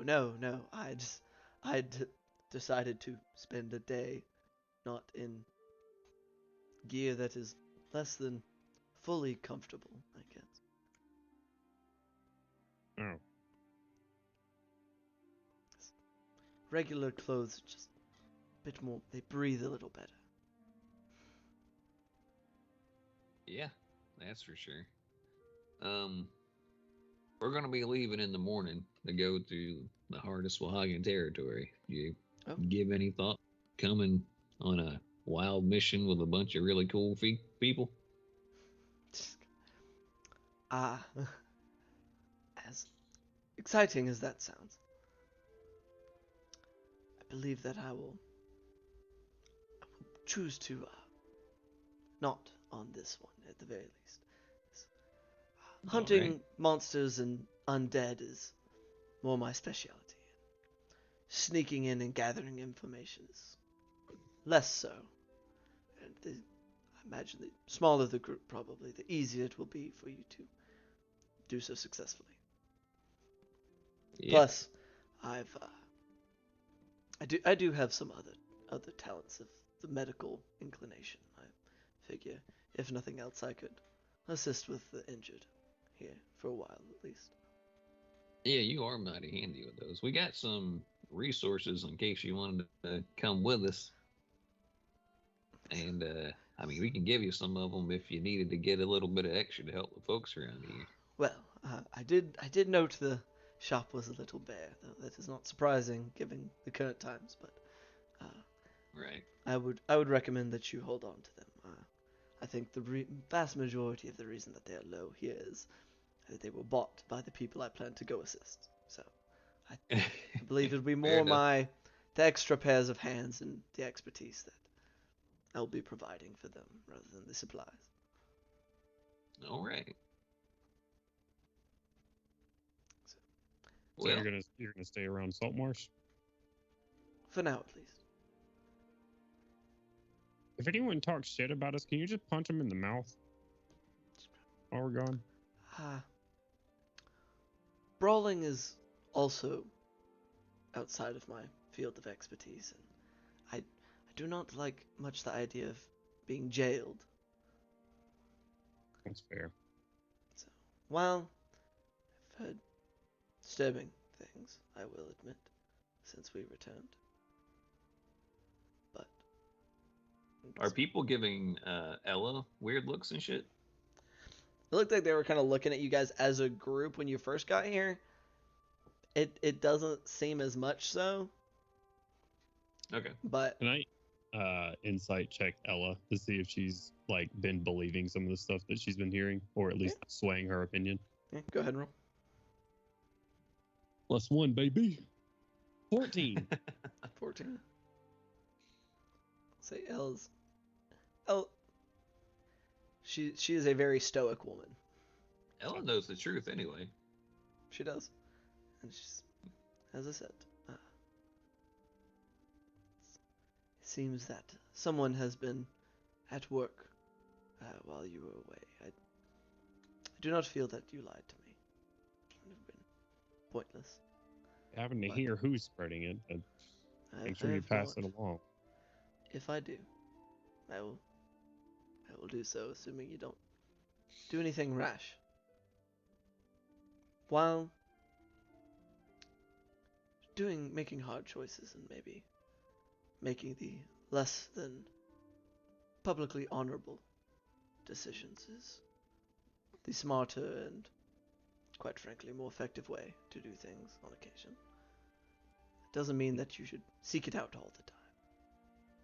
There has to be some kind of balance. I understand. Just make sure that you're balancing correctly. Not taking it too far to one side or the other. Right. Well,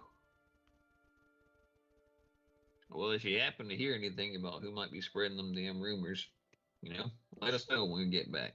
If we get back. And if we don't get back, then hell, it ain't gonna matter too much anyway. I suppose not. I will do my best to keep my ear out, but Appreciate it. do your best to all come back. Good Yeah, luck. I'll definitely do my best. You have a good one, Ella. You all as well. Be safe. Just gonna waddle on out of there. You're a waddle. Yeah. Waddle, waddle. All right. Alright. So, y'all waddle on out of there. having tried to persuade one Ella Conley to accompany you on yet another venture. Arguably much more dangerous, but And there's nobody else we can ask. Mm-mm. Nobody. Oh. You should always try Oceanus. technically there's an entire Oceanus town of people you is- could ask, but that's kind of up to y'all. But there's a specific nobody we can ask. Y'all don't even know if he's here. I fucking swear if Ned stayed in on our boat when we get back, he better dodge. What the fuck? I play. All of a sudden he's level 11. Shit. I do want to bring something up real quick while we're all walking together. And it just kind of dawned on me. And I mean, I've overheard a couple of y'all at least talking about something happens to me, do this, something happens to me, do that. I mean, there's a chance that, none of us come back. Mm-hmm. I guess specific could have happened last time, but definitely with this one, especially if we get caught by them. Y'all think that would be better suited for someone in town, like, and put a timeline on it? They don't see us in a month. I mean, I know that could lead to some really, really bad things happening, but I think it'd be better, like, to hear that you died and then you're not, than the opposite, to just never hear and never know. You could leave something with Hannah. Or Captain Zindros. I mean, Captain Zindros definitely... she'd definitely take the money to do it. It's up to y'all. I heard you saying it, so I thought, it might be worth it, because if we never come back, all of us. I mean, It if could we- be worth it. I don't think it's really necessary. I mean, I have faith we're all coming back. So You always have that. far, so good. You make a fair point. I think we should, those of us that want to, we can write up a letter sometime this evening or something and leave it with the dear Captain Zindros or Miss Hannah and pay them fairly. They'll hold on to it in case we don't come back in 2 months, 3 months' time. Something a little bit ridiculous. And have that passed off. Right. Yeah, we can still leave something behind for us. All right, for me, don't do anything with the grown, and if you see one, run. There isn't anybody you'd want? No, God, no. All right.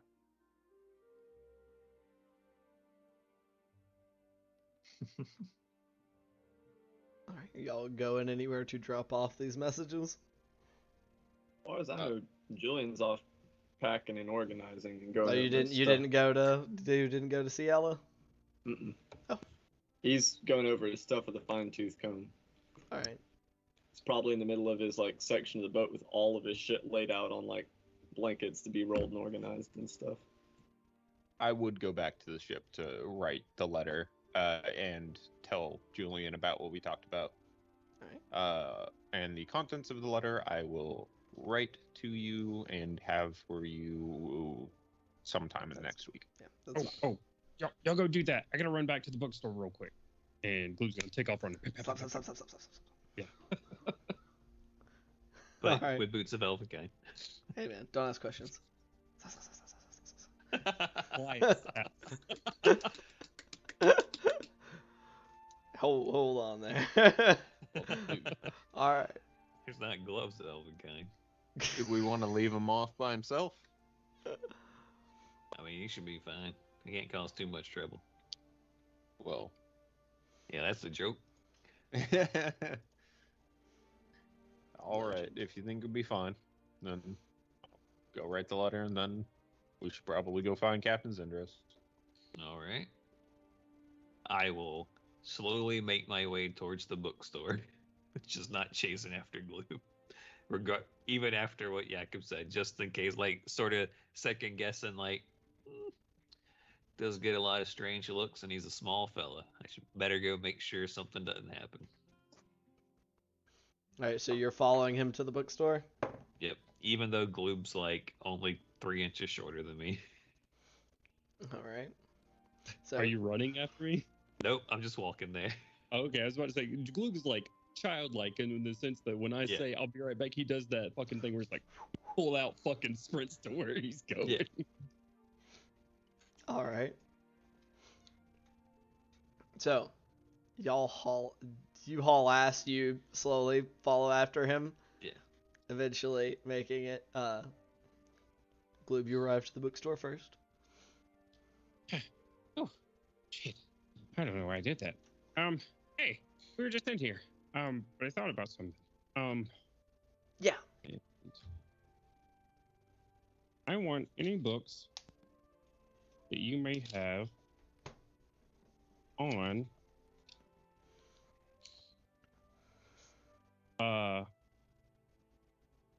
night hags or granny nightshade specifically. Oh,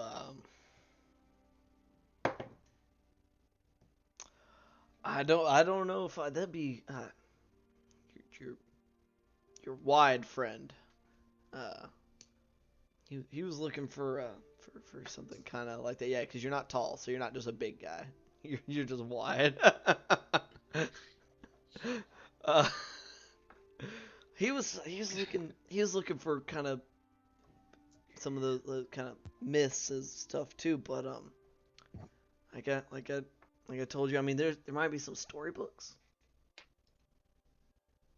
Yeah, you got storybooks about night hags or granny nightshade. Yeah, he points you to like it's like a book of like a compendium kind of like spooky stories. Blue will buy it. Sure, 5 silver for the book, and it's just like basically it's just like a book of like scary children's stories. Or Glue would call it research. Sure. Wonderful.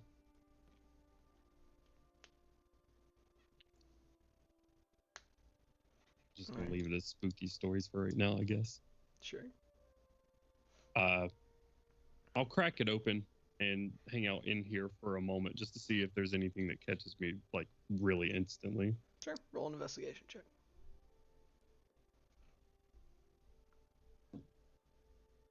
5. Nothing at the moment. Just not at just a glance as you kind of flip through some of the pages. Takes me a while to catch on to things. That makes sense. Those damn humans, dude. Just first, the way they talk and look with their faces, and now their books. This is bullshit. All right. Bart, at some point while he's kind of like just plopped into this dude's bookstore, you arrive as the clerk kind of the owner is kind of like looking at Glue, but kind of looks like you see him contemplate. Just kind of shakes his head. He's like, I'm not telling him to leave. Like he's intimidated? Probably. Okay. You imagine she's probably heard the stories. She's Right, probably heard right. the rumors. He's like, better not.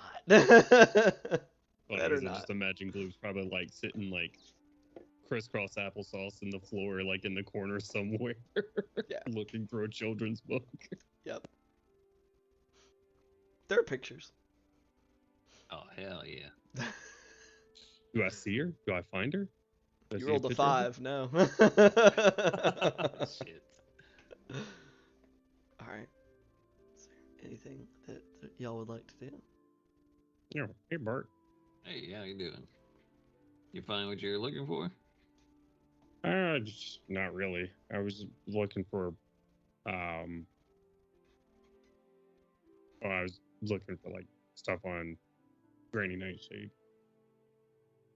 Yeah, it could be smart. Might be some information we need later on down the line. We can probably ask Zendros about it. Oh, that's a good idea too. I didn't even think about that.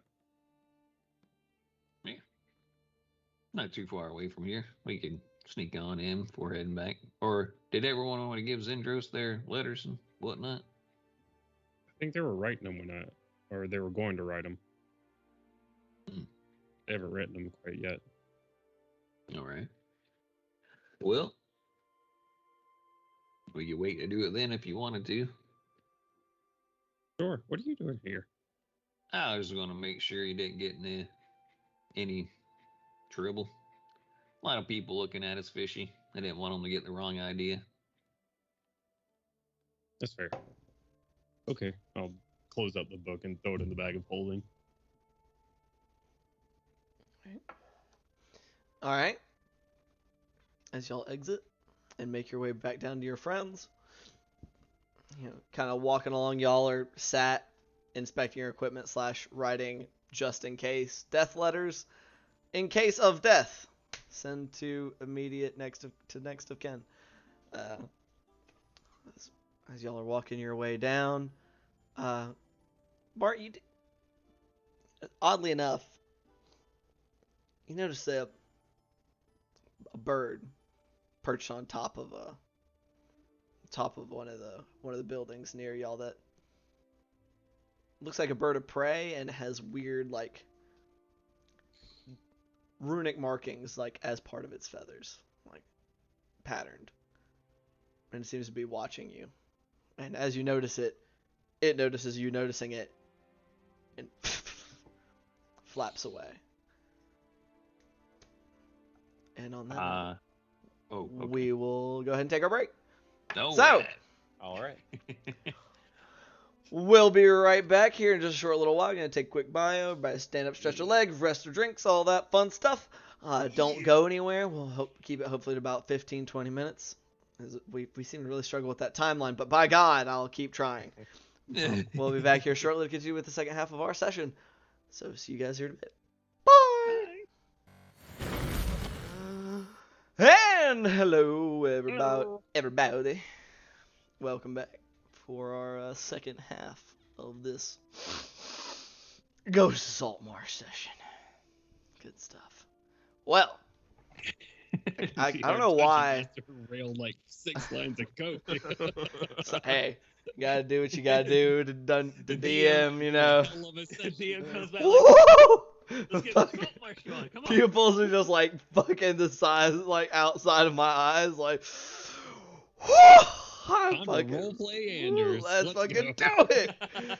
Fucking do this. I'm ready. Ah! Anywho. My goodness. So, back here for the second half of this here champagne session. And where we left off was our party discussed some things with the lizard folk, learned a little bit about their old lair where the Sahuagin are now located, including its more or less location upon a map, as well as where some of its entrances might be, and getting some advice on maybe it's not the best idea to just go sailing right up to it. Also agreeing to take them back to their home as they have decided to join the front.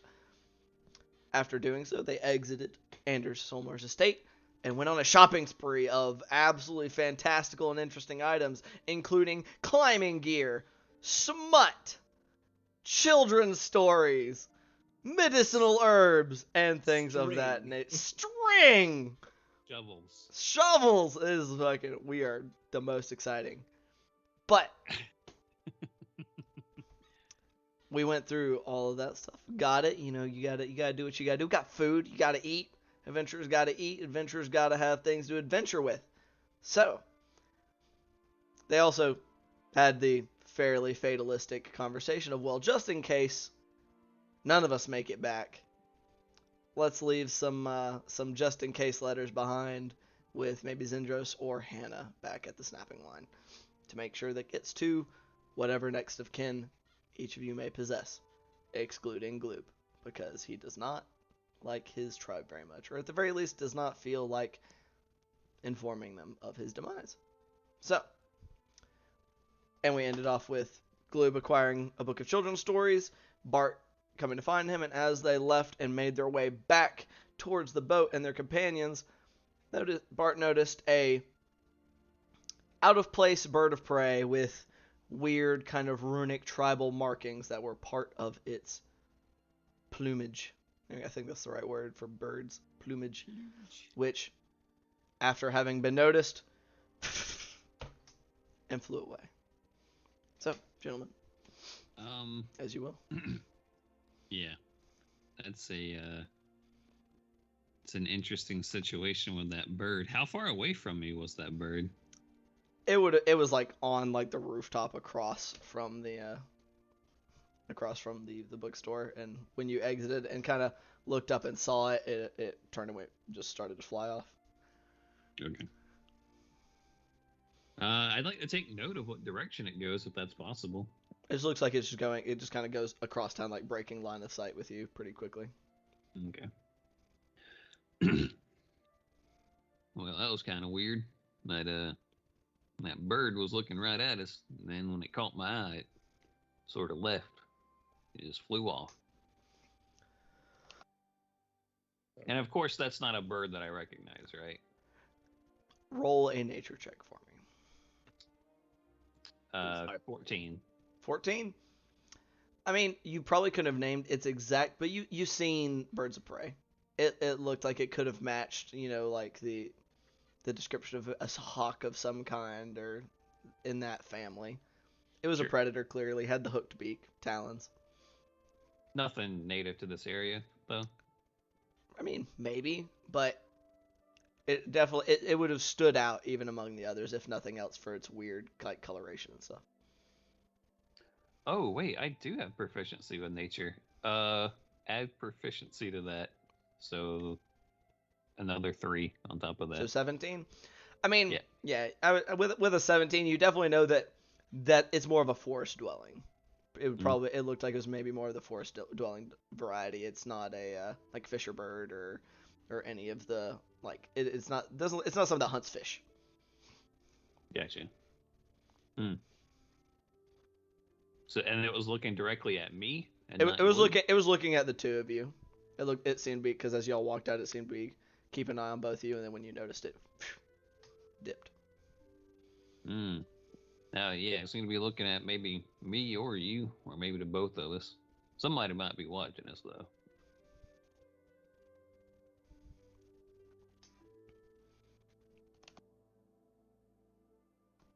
You saying that back at the boat? I'm saying that the Gloob on the way home, or the way into the boat. I mean, I don't know how any of that. Well, Julian can do the same kind of thing, you know, where he gets the birds and he sends them out. Yeah. Do you think someone like Julian? Maybe the pirates? Right. I'm thinking if it's going to be somebody, it's probably going to be the pirates or, you know, somebody from the Dreadwood.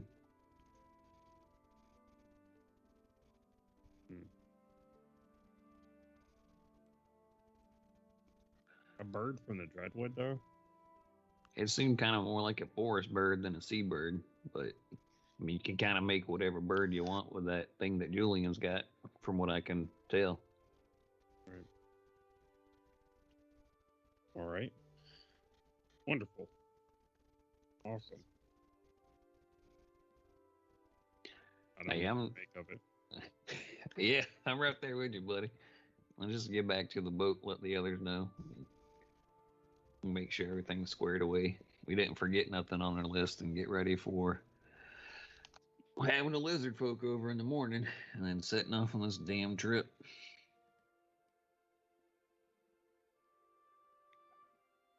All right. Y'all waddle apparently your way back to the boat. Smaller boat, Oh. not the big boat. Yeah, small boat. Which I'll let the other. God, what's the name of the other boat? It's the Ghost something. Nobody ever really kept track. I have it somewhere. Anywho, small boat. You make guys What's make the your name way of the back. small boat? Sorry. Was there a name for it? Sea Ghost. The Sea Ghost was the big boat. Is the Yeah. boat that y'all got from the other one. We'll say that the name of this boat is the Evening Breeze. The Evening Breeze. That's a nice, relaxing boat.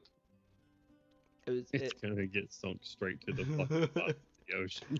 It's gonna have like holes from Sahuagin trying to come up from underneath it, and all kinds of wild shit happen to it. And like y'all got on there, and as opposed to like the Stormfeather, Julian, this one looks like it had a small offensive piece mounted on the front of it in the very near past. It's a little scorpion.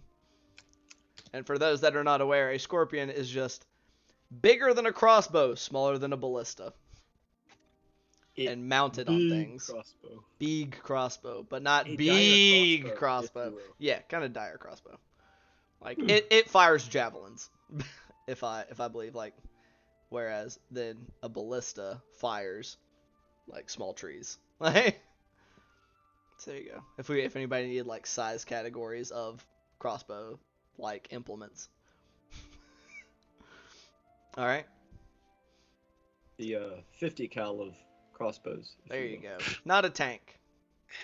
Not a tank. There you go. The mounted machine gun of the crossbow world. Anywho, y'all return. Jakob and Julian are doing whatever they are doing upon the Yeah, I'll smaller let boat. them know. I'll let them know about the weird bird as soon as we get back on the ship. What kind of bird was it? It was a forest kind of bird of prey, you know, Like hawk or falcon or something. falcon, hawk, eagle. Yep. Okay. Y'all, Julian will keep an eye out. y'all think that we should kill it next time we see it, or just let it be on its way? Yeah, I think probably next time we see it, we kill it. And if it's got a body coming behind it, then that's one thing. But don't your things turn to smoke or whatever when they get hurt? Julian? Mine? Right. Mine Your- are spirits. Right. What I call up depends on whatever's nearby. Okay. But, I mean, they're not real, is what I'm saying. I don't know, DM. Would they just disappear? Would your birds just disappear, or Well, the spirits that I summon. When yeah, I do, yeah? When you so- when they hit 0 HP, they poof. Well, yeah, they're just spirits. All right. Spirits So given if we, physical form by your magic. yeah, if we attack this bird and it just poofs out of nothing or poofs into nothing, then we'll know that someone's definitely casting some spells on us. All right. Well, we should probably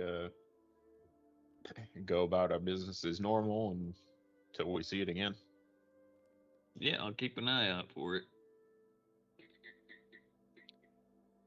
Okay. Is there anything else we want to do in town before we head off in the morning?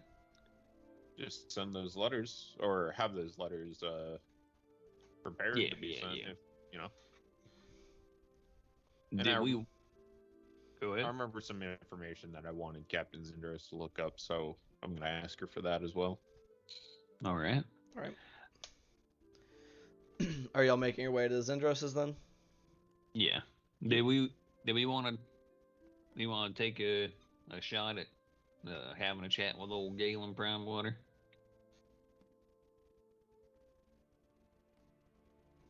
I don't think it's going to be too productive, but if y'all want to, I'm willing to come along. I don't really care for politics one way or the other. Glue, Julian? We got a lot of focus on right now. We need to focus on that. We can Well focus on put. that when we get back.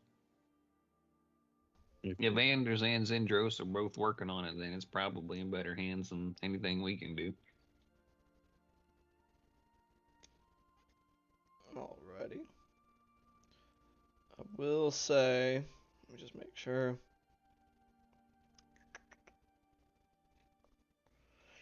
The only information that was requested of Zendros was from Jakob looking for information about his wife as well as a magical weapon and armor. Was the only thing new that y'all had asked her to look for. So, just y'all had Hey, not so- asked her to look to see if she could find out who had been spreading the rumors in town. Right. I had spoken to Anders and told him Right. to seek Oh out yeah, her. to look, yeah, for him Yeah. to seek her aid. Yeah, yep. Okay, that's right. All right. So y'all making your way to Zendros to drop off some just in cases. Yeah. All right. Easy enough. Y'all make your way over there. Peep your way on into the tent. It is early enough in the day that Zendros is still open, and she is lounging amongst what little wares she does currently have. Doesn't seem to be stressing about it, and as you walk in, she kind of takes her feet down from where she had them propped up on one of her display tables. He sees us walk in and just opens her fucking purse, just like, She's- alright. Well, hello. It's so nice to see all of you. You've been so frequent since you've returned. Busy people and you're reliable. Oh, that I am. So, what can I do for you? Julian just looks over at Jakob. Well, we have two requests of you. Lovely. Certain members of the party are worried about the possibility that we all may not return from one of these wonderful adventures we go on. Understandable. And just in case, we wanted to leave some letters with you that in the case of our untimely demise, if we don't come back in, let's say, 2 or 3 months of when we're supposed to from an adventure. I may not still be here in 2 to 3 months. Well, this is if you come back through here and you find out that something's happened to us, then send the letters. Of course, obviously, we need to pay you, as Of course. we always do. Is that something you'd be able to do? Oh, most definitely. Though, this is a little more than just sending a letter. This is also having to keep at least some of my ears to the ground to see if I hear of your untimely demise. So, Of course. I will say, for the reserving of my services in this regard, 15 gold per letter you wish to have on retainer. All right. Pay you that, as well as I believe the running rate for information gathering was 50 gold. Well, depended on the information. Well, the information that I'm looking for is on people afflicted by a certain condition called dampirism.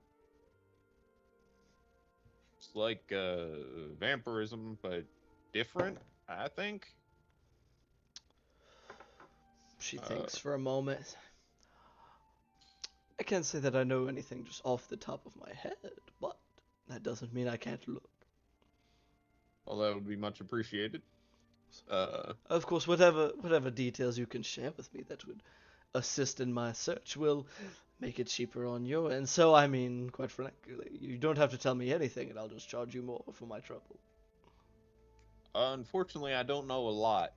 It's tragic. but I know that they're in a lot of children's stories. Mhm. Usually they're not the good guys in those stories. Oh, these are kind of monster that you were looking for. Yes, they're humanoids, I or see. human-ish. I see. Oh. Usually taller, and I don't believe they're living. I see. So, undead of some kind. I believe so. Mm, I see. Well, this isn't particularly dangerous information for me to seek out, so I believe I could do this service for you for 30 gold pieces. All As right, this is so very little for me to go on, so I'll have to look quite a bit. perfectly fair.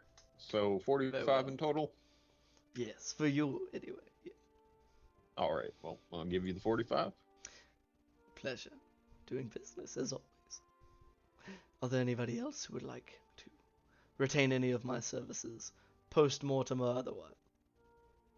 Julian will hand her a folded parcel and 15 gold. Wonderful. I do. Yes. Information specifically on night hags. Mm. Any information about them. What would be most helpful is information on how to kill a night hag. Oh, Julian looks alarmed Interesting. but does not say anything. He's just going, you seem to be frightening your friends with your line of questioning, but who am I to say no to a paying customer? And then stories or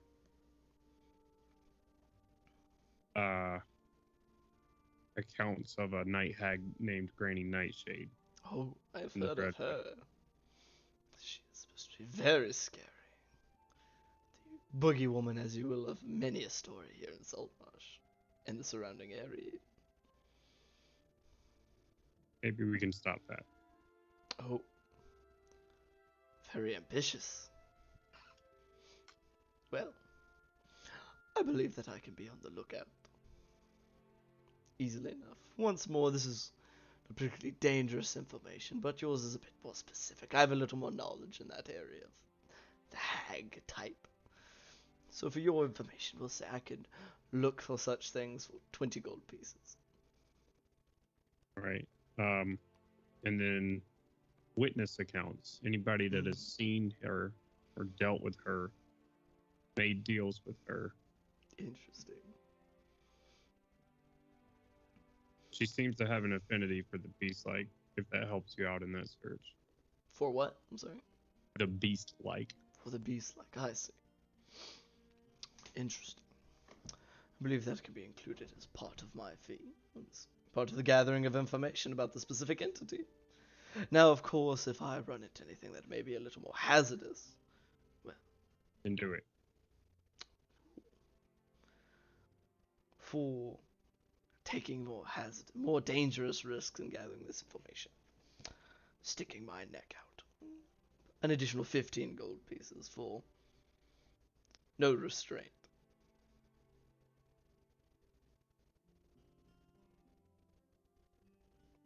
Wonderful. So, any letter you would like to leave behind? My colorful No. friend. Nope. Very well. And you? How much is it to leave something with you, for you, if we were to die? And what do you mean? Well, I would entrust something to you. You would just like to give me a gift in case of your passing? That's So right. generous. So you would like to leave something in my care, depends on what it is. It's just a package. Oh. Secrecy costs extra. I'll pull out a little pouch and jingle it for Wonderful. safekeeping. See? Well, I want it back if I don't die though. do you have the package with you? Yeah, it's a jingling Oh. pouch of gold. Oh, you just want to give her a pouch of gold to hold on to? There's a note inside of it, but Gotcha. yeah, don't open it in case I'm dead. 15 Very well. gold, or is that cheaper if you don't got to send it nowhere? Well, I don't have. You're right. I don't have to send it anywhere, but secrecy always leads to risks. So perhaps maybe you have something that somebody wants. I don't know. So we'll say for You retaining. can open it if you want. Really? You can open it, just don't do anything with it. She just If I holds out come a back. hand for the Yeah. pouch. Okay, I'll give it to her. Takes it and opens it up and just seems to go through. Is there anything It's- pertinent on that note? There's a small piece of paper that's folded up in quarters, and it says, "Generosity bought for those who need it in the future," and there's 300 gold inside. Oh. Any particular generosity you wish to purchase? Or just in Um, general? I don't. Just my I don't my plan on helping a buying hand anything. until it is out.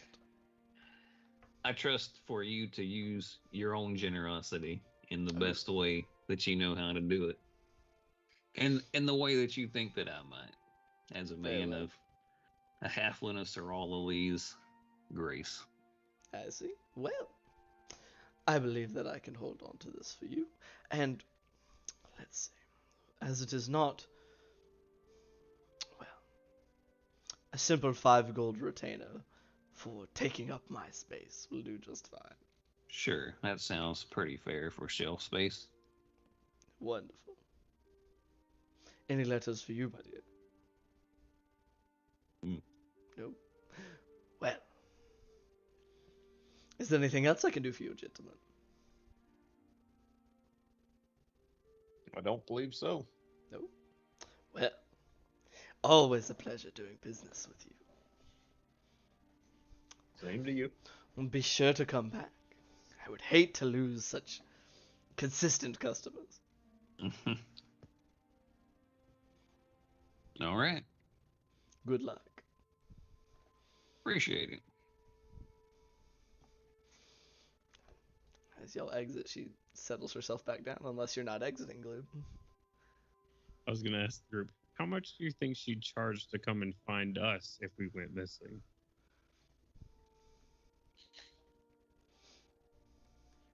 Probably a lot more than 300 gold.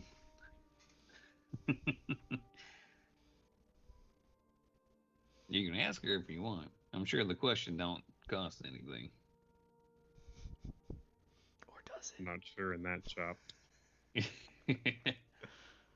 Everything does have its cost there. I just fucking I'll take my hat off, peek my head in there. Hey, Zindros, Yes. how much does it cost for you to come rescue us if we needed it?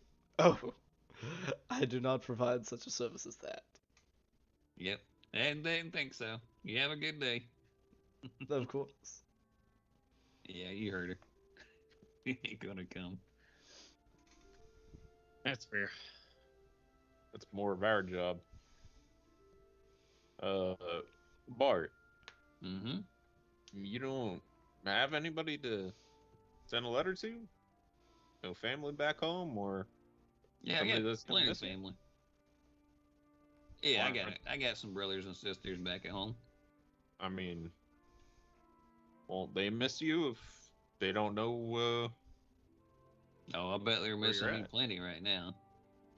Kind of held that place together, but wasn't appreciated. And my time to leave. I don't think many of them probably appreciate me leaving. Leaving them with the responsibilities they hadn't had to have their whole lives. I'm doing a lot better now for others, and not All right. just for people who don't appreciate it. So, We're glad to have you and we appreciate you, so their hey, loss. that's right. Saltmarsh Julian. and the rest of the folks, I'm sure, are pretty happy to have me around, even if they do look at us funny. Julian reminisces on all of the times he didn't die. Ah.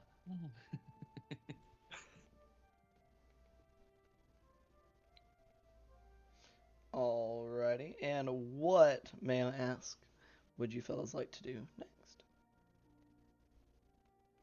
Leave. Well, If the gear is packed, organized, cleaned, and ready, the boat has been checked over. There is only dinner and preparing ourselves for an early morning. I want to try and hang him in that fucking in that cabin.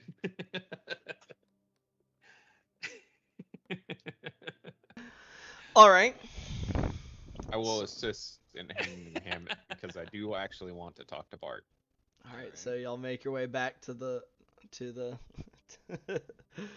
to the boat, and you two are attempting to hang hammocks of some kind, or at least one smaller halfling-sized hammock within the already cramped cabin of. Well, you know, there's a bed down there in the corner, so it can just kind of hang over them, you know. So you're just At gonna the you're foot, gonna be at the like foot, you're gonna at be the like foot, off not the so you're gonna be like off the ground a little bit, like you gotta Yeah. clamber up, you gotta get on the bed Yeah. and then into the hammock. Okay, That's right. That's right. sure. All right. So y'all are I'll have to working make on sure that. that person is the whoever's bed that is the third shift person. Gracious. All right. So y'all are doing that. Jacob, you said you wanted to talk to him. So, Bart, I know I've said before I wanted to talk to you about Ceroli. I got the question. Yeah, go right ahead. How does she feel about uh the undead? I mean, generally speaking, they're pretty sorry sorts. Probably be doing them a favor to getting rid of them. That's generally speaking now. We're talking about zombies and skeletons and all kinds of other spooky things like that. Things that been brought back against their will or just kind of bodies shambling along with magic or what have you. What about something that's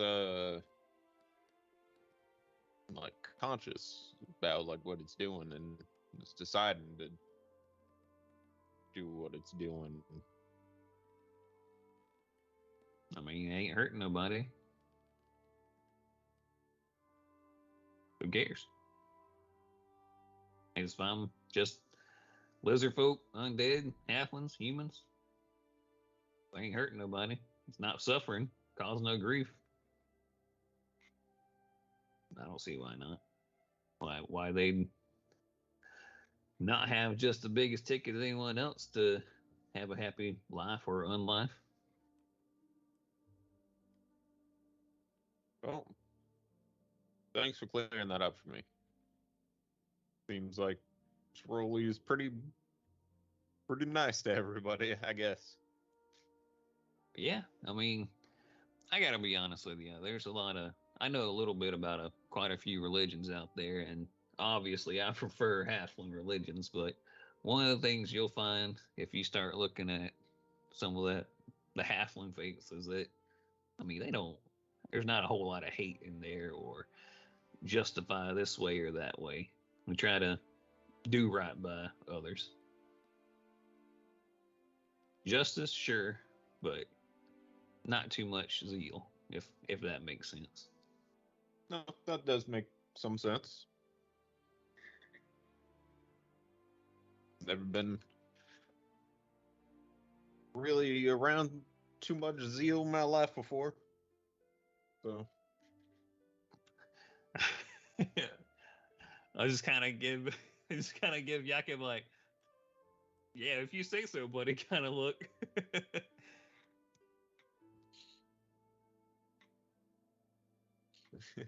well, I mean, were we able to get the hammock up?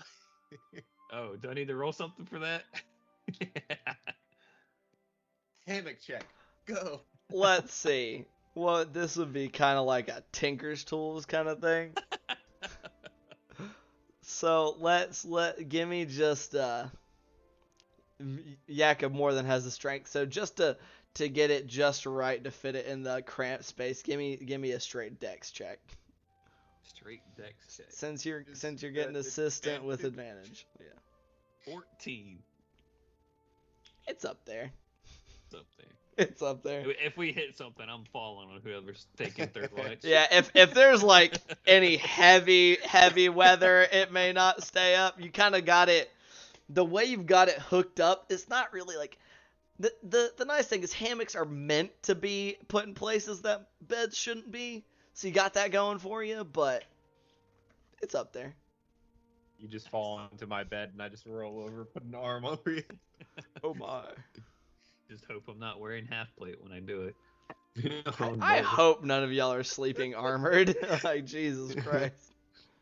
People say, Clank. I hate sleeping. Gonna make it as miserable of an experience as possible. Alright. While they're having their conversation, setting up that hammock, is there anything that Gloob or Julian would like to be doing? No. Alright. Are y'all just basically whiling away your evening aboard this smaller vessel upon the evening breeze? Alright. Well. Unless I'll be reading my new book for the Sure. night. Just sort of Alright. talking and feeding Melvin and just sort of reading and thumbing through, seeing if I find anything interesting. Alright. And that's what y'all are doing for the night, and then unless there's anything anybody else would be doing specifically during the night, we Just will finishing up the book. we'll fast forward. Wow, you are just trying to power through that romance novel, huh? I gotta Alright. know how to talk to my wife. God, Hey, I look forward to this. Christopher, I expect you to do some light reading outside of session as research. You got homework. You got homework now. I either that or you. I expect these lines, man. When you see your wife again, I expect you to lay it on thick. I will I'm looking forward find to it. an erotica to read. Julian sees you, making significant progress on that book, and he's like, hey, when you're done with that, mind if I read it? Sure. Thanks. he gestures at his almost finished book. He's gonna need some new material. It's got to be like my favorite random character trait of the party is Julian likes smutty romance novels. That's hysterical. Hey, Okay. I specifically clarified it as like cute, light-hearted romance novels for Julian, right? Okay, well, that is not what you're about to get. No, but that's what Oh, he no. thinks it is. All right. Well, if you're sure, okay. About to scar Julian for life. Apparently. All right. So, as easily enough, the evening passes. You all sleep for some reason on the much more cramped vessel, which I guess if you're already sleeping in your barrel, technically there is sleeping arrangements enough for the entire party. Y'all went from having your own quarters to at least 3 of you being crammed into the same room. Gloob either also in there in his water barrel or out on the deck of the ship. It gives them more room in there. I'll just be out on the deck. It's fine. Okay, so you're just hanging out. Roll Yeah, for weather. Refill it with rain. Wait, hold on. High, low. High, low, fellas. Somebody call it. I. It rains. It rains more during water the in the night. barrel. Gloop's gonna get wet. Yep, tragic. I was also doing it for severity, but it wasn't that bad.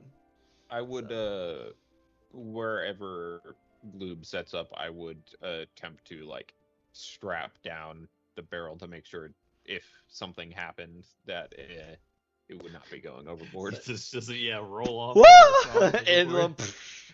oh man, I that will would be use- terrifying 25 feet of my rope to to do that. tie it down. Sick. You have lashed down the water barrel, the sleeping water barrel, on the deck of the Evening Breeze.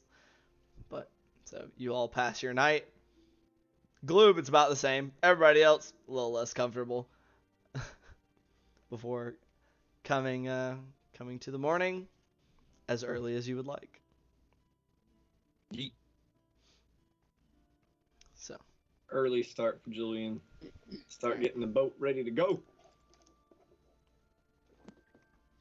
As soon as I hear him moving about the boat, I will do the same. All right.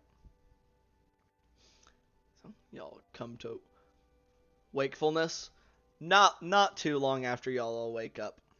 Because lizard folk are fairly eager to not be in this place that isn't home anymore.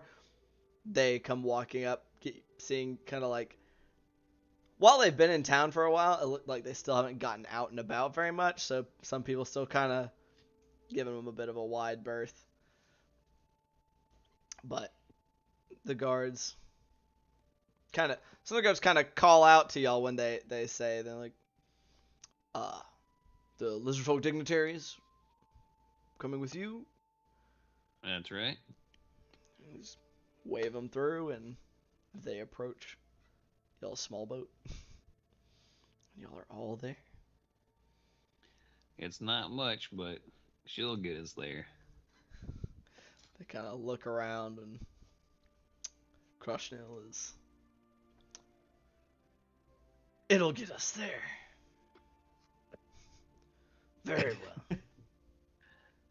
Kind of looking at the cramped cabin, it's like, it just reminds me of youth when I still went on many hunting parties. It'll be good preparation. You got any preferences for scents? Are you saying He's gonna scents? get cramped in there. Yeah. I just cast prestidigitation and just poof, like a breeze of lilacs, like something like that, or. I believe to keep things simpler, we will simply bed down on the deck in the evening. All right, that's fair enough. I'm gonna be. I gotta use it anyway, so. Just kind of nods at you. I just look back over at the taller folk and like. All right. Like they smell, not me, but they smell. those humans and their BO. All right. So. Are you kidding? Julian is minty fresh. Oh God. Are you all setting out this fine Yeah, day? let's get the heck out of here. Yeah. All right. Oh. Can I retcon two very, very small things really quickly? Real quick. Sure. You say yeah or nay on this. I would like to just like one bent nail in the cabin somewhere in a corner for Mountain's birdcage. Yeah, and sure. then the top of the barrel, just attach a rope to it, like 4.5 to 5 feet of rope to it, and Just like- so I can pull it down shut when I'm in the barrel. You are shutting yourself in the barrel at night. Right. Okay. Sure. Not like ceiling, just like Right. okay. Okay, sure. Closing the door, you know. Cool. Yep.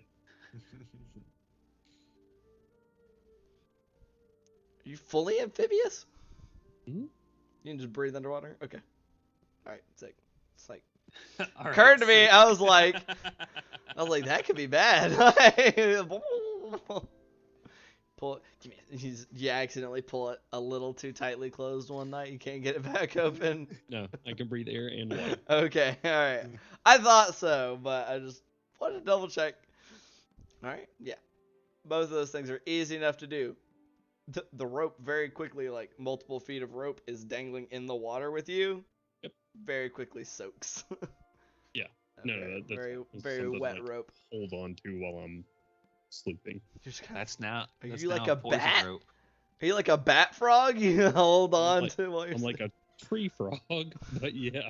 I guess tree frogs usually sleep in trees, not in barrels of water. I'm just telling you what the book's telling me I gotta do, bro. Alright. I gotcha. It's He just, said, I don't know. You can sleep in The- trees, but you gotta go swimming for an hour a day. Right? I'm a tree frog that requires water. Anywho, both things easy enough to accomplish. Your companions probably not super stoked to have Melvin sitting in there with them while they're trying to sleep. At least whenever he decides it is better for him to be awake anyway. But I digress. So, are y'all, after the lizard folk arrive and kind of toss their shit wherever because there's not really any place to put things? At Are the y'all same set- check on we're my setting out? breakfast for it was only 26, so. You also don't have a Okay. kitchen on this boat. Oh, I brought the kitchen with me. Are you just setting the deck on fire? Right. No, I mean I have a pot and stuff that I use Uh-huh. when we're. Yeah. I'm talking about where the fire is placed. Is Like, more there's my no question. there's no like stove thing on there or anything like that. No. This is a small boat. Coals in a pot, my guy. Coals in a pot. Yeah, there we go. Sure. Not make not quite as grandiose as when you have a full kitchen, but still with a 26, very, very beyond passable. So y'all have a good solid breakfast to set you off in the morning as y'all begin to pull out of port. Yeah. So, which I already said it was raining the night before. Let's see. It is still drizzling this morning. Sky's still kind of gray, a little bit of water coming down as y'all begin to make your way out. So, Julian, I believe you are helming this vessel, unless I am. anybody else would like to do it. Blue will assist. Y'all don't have the full catalog of things. You can't fire at will. There is no good powder. There's no powder. Period. Just go ahead and get that out of the way. There are oars on this boat, though, if y'all wish to use those You to speed know, yourselves up. I do have some pretty This good guns now. isn't this isn't this way. This is more y'all sit on either side and you got to do this with one oar each. So Can't hurt. I'll help. Would that be survival or what? I'll say this. It's not a survival check, but it will be the same bonus. Your proficiency plus wisdom. This is a like sailor's check, sailing check. I'm assuming athletics for me. It'll be I'd say y'all are good. There's a 8, It's not 18. pure rolling. 12 18. plus 6. All right, very nice.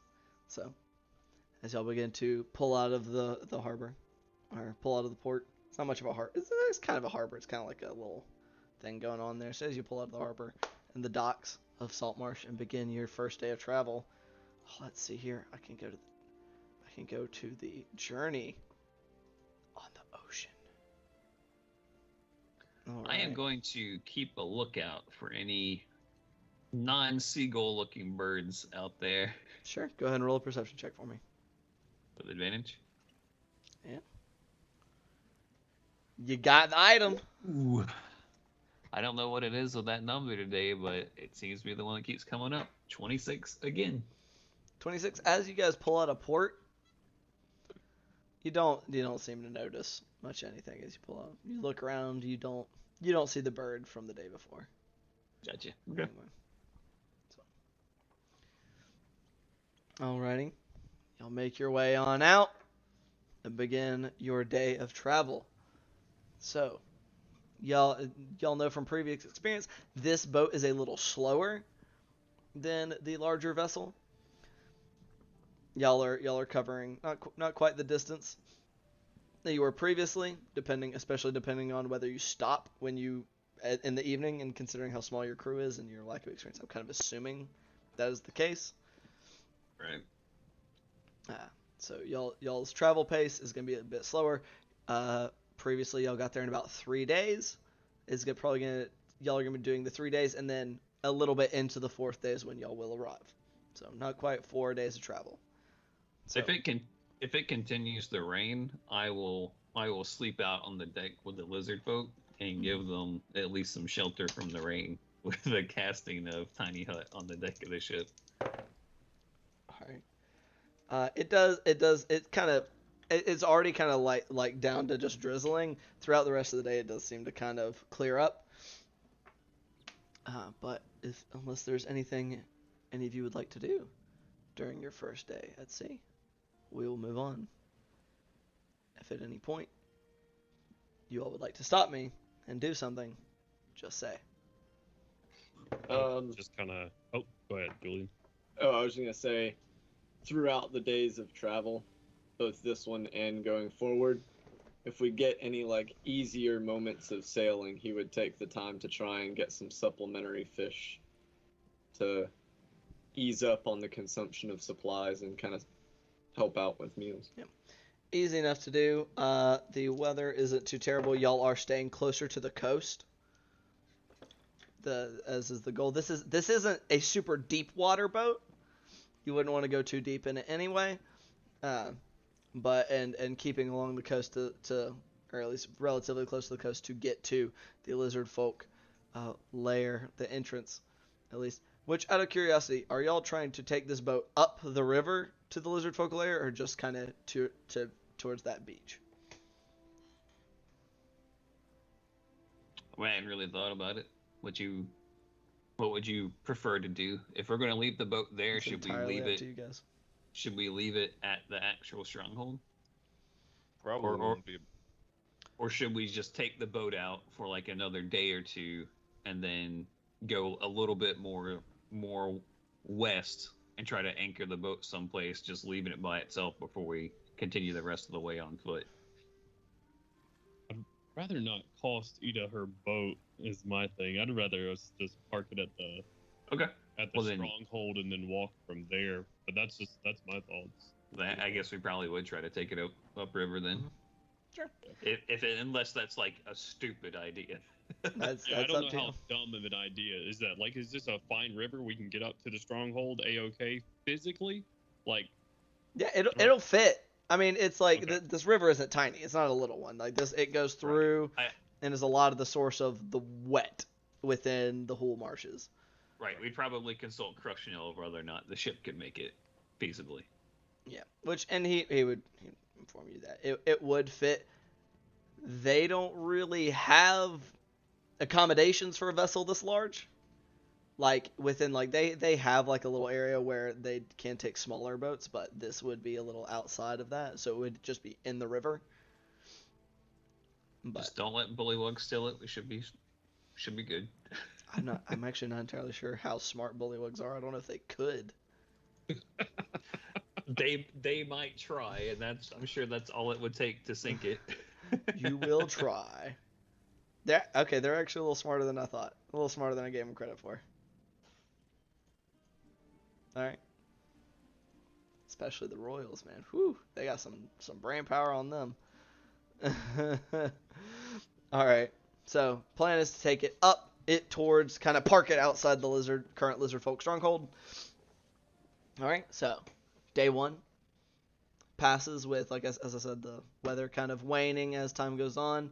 Julian, you would easily enough be able to kind of fish around as you go, if you so desire. And Glue. If Jakob maintains curiosity about Saraldali, I will give him any information he wants and tell him more about Yandala's children, and probably point him more in the direction of Arvarine. I believe that's how you pronounce it. Basically, the halfling god of the vigilant guardian, justice, thwarter of evil, that type kind of thing. Mm-hmm. Fill his head with sunshines and rainbows about such things. I would definitely keep asking as I row. All right. I'm Oh, assuming yeah, you we're- will also being there. I would row, but I'm not gonna row all day. We're not. No, running no. from And I'll say this certainty. is more of those where y'all have y'all have wind most of the time. It's Right. only one of those, like, whenever the wind starts to die down, you may hop on and kind of supplement to kind of keep your pace.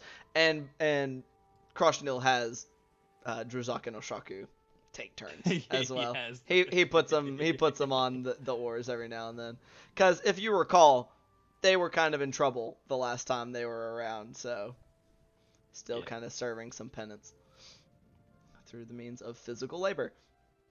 So, day 1 passes without comment, unless Gloob was that there was something you were wanting to do. Yeah, throughout our journey on the days, I would want to. I'm just gonna leave Melton Cage open, so he could leave the cabin as he desires, and come out, fly around, that sort of thing. Sure.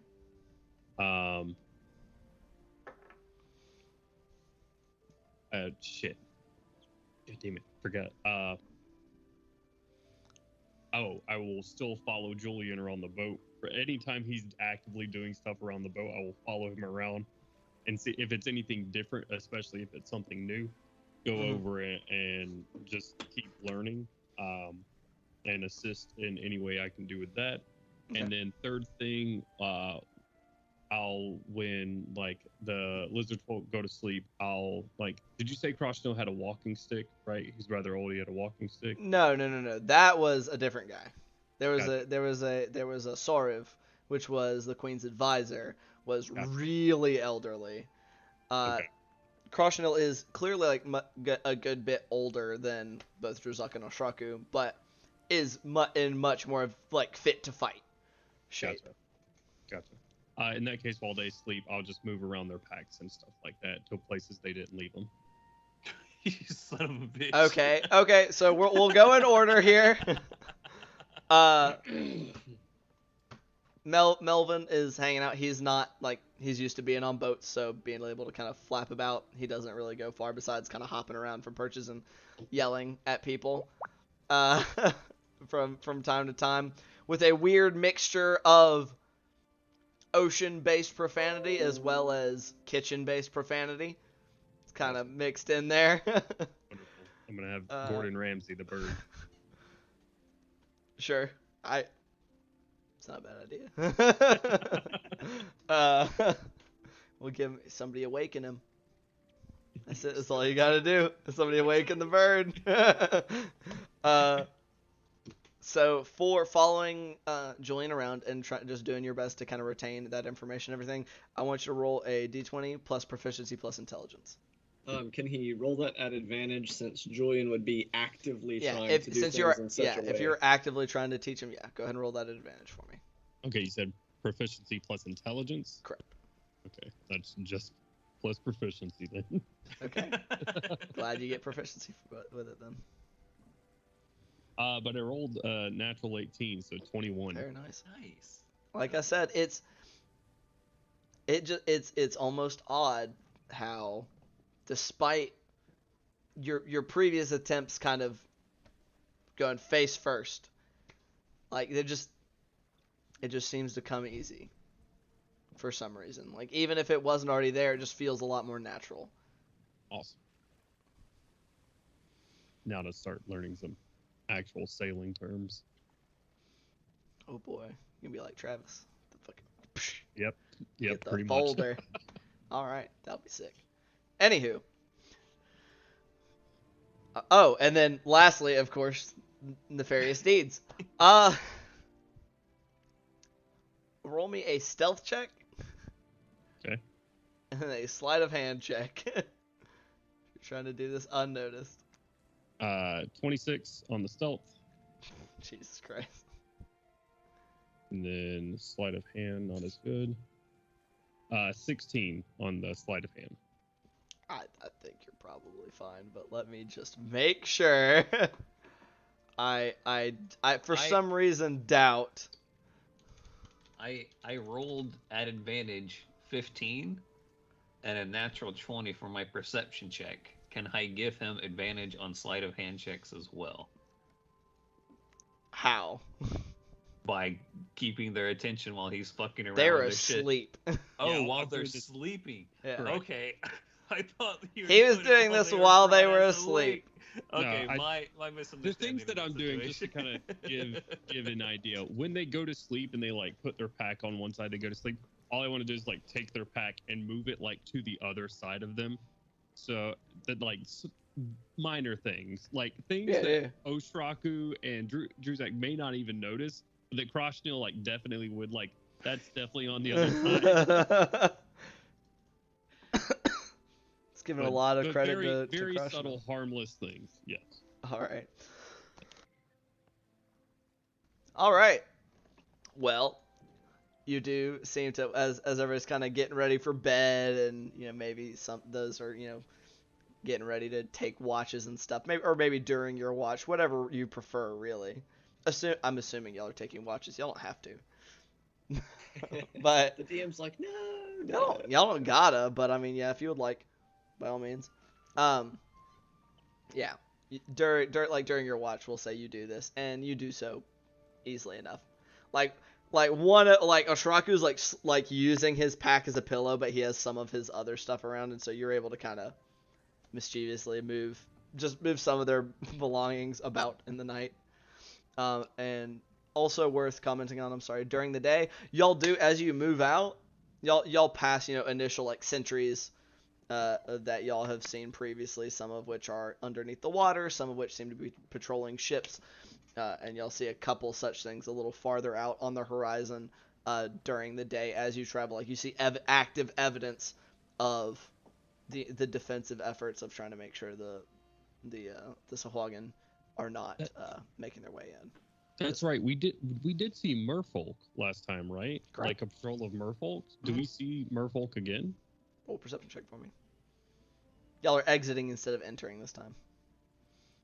All right. Well, It fell into the ocean. It's gone forever. not good. 9. They would be not hiding for these. No, you do not see any merfolk. Okay. Y'all know they're around, but you kind of looking around as y'all go through, and you don't notice them anywhere. I could say if we took a talk to some merfolk, maybe we could figure out where the Keelanth live. Pay them a visit. Yeah, that'd be fun. I don't think they much liked us the last time we talked to them. That could go pretty bad.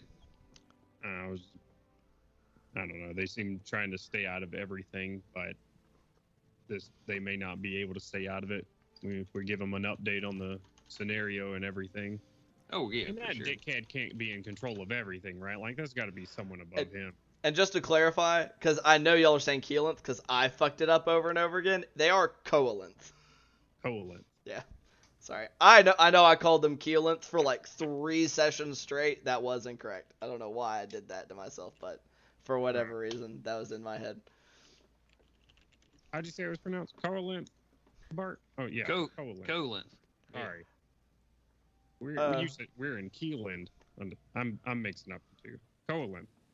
Coalanth, yeah. Funnily enough, that's exactly why I did it, I think. Jackasses.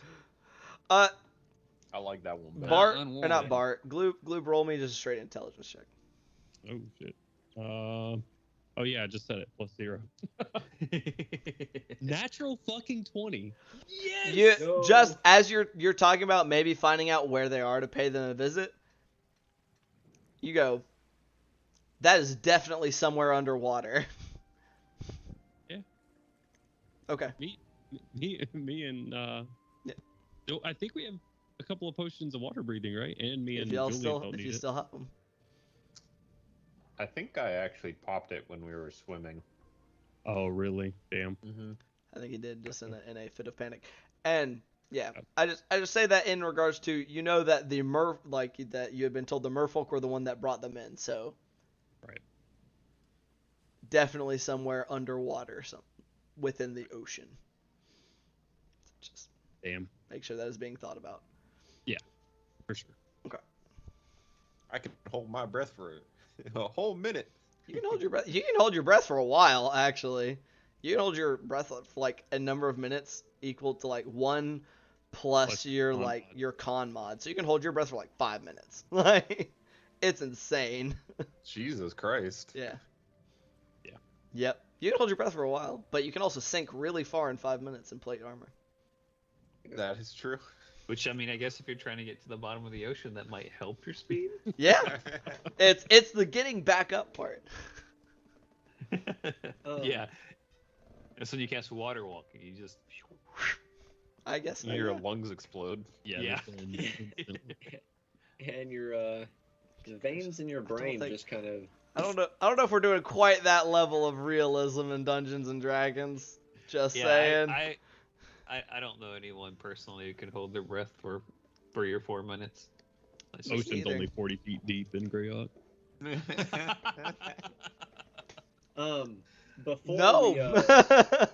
Before we bed down for the night, Julian was going to take Bart aside either during or immediately following dinner. Sure. I imagine Bart's probably being very cordial with our lizard folk, and if they would like to have after meal smokes, he will pass along his pipe. So I'll just y'all just keep on. I'll be right back. What can I do for you?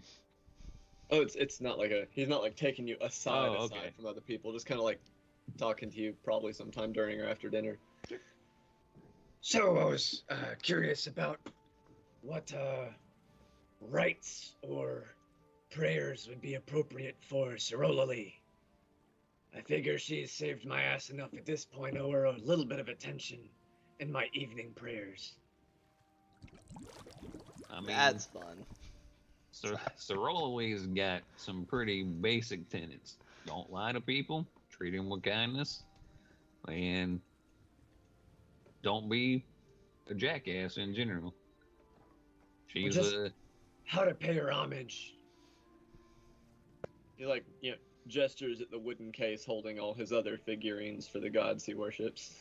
I mean, you show appreciation and just being nice. I mean, it don't got to be more complicated than that.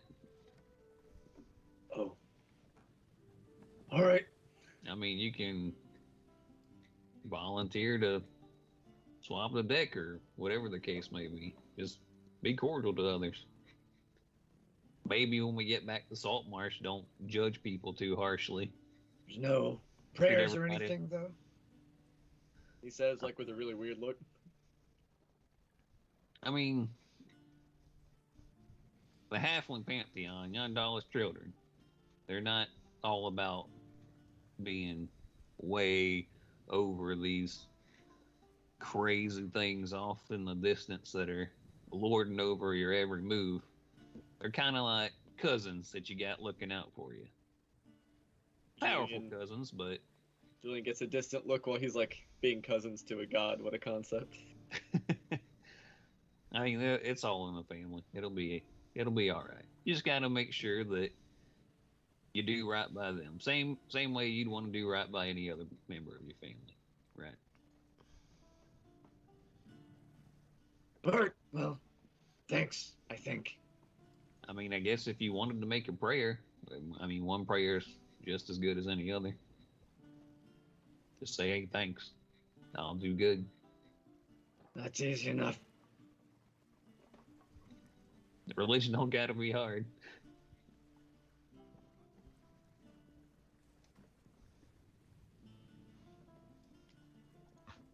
All right. Okay. Yeah, that's that. He would just kind of All right. And he will add an awkwardly crafted prayer to Cerolali in his usual round of evening prayers. All right. Good deal. Oh man, that's gonna come back, buddy. We get back to Saltmarsh and those damn city folk are they're your neighbors though. You should treat them nice. Jesus Christ. Love thy neighbor, no. Says Cerolali.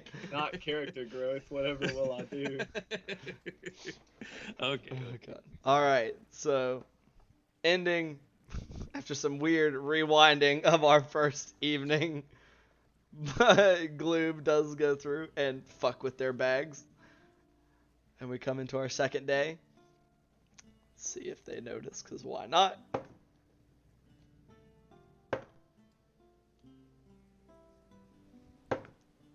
Ooh, Crushing definitely notices.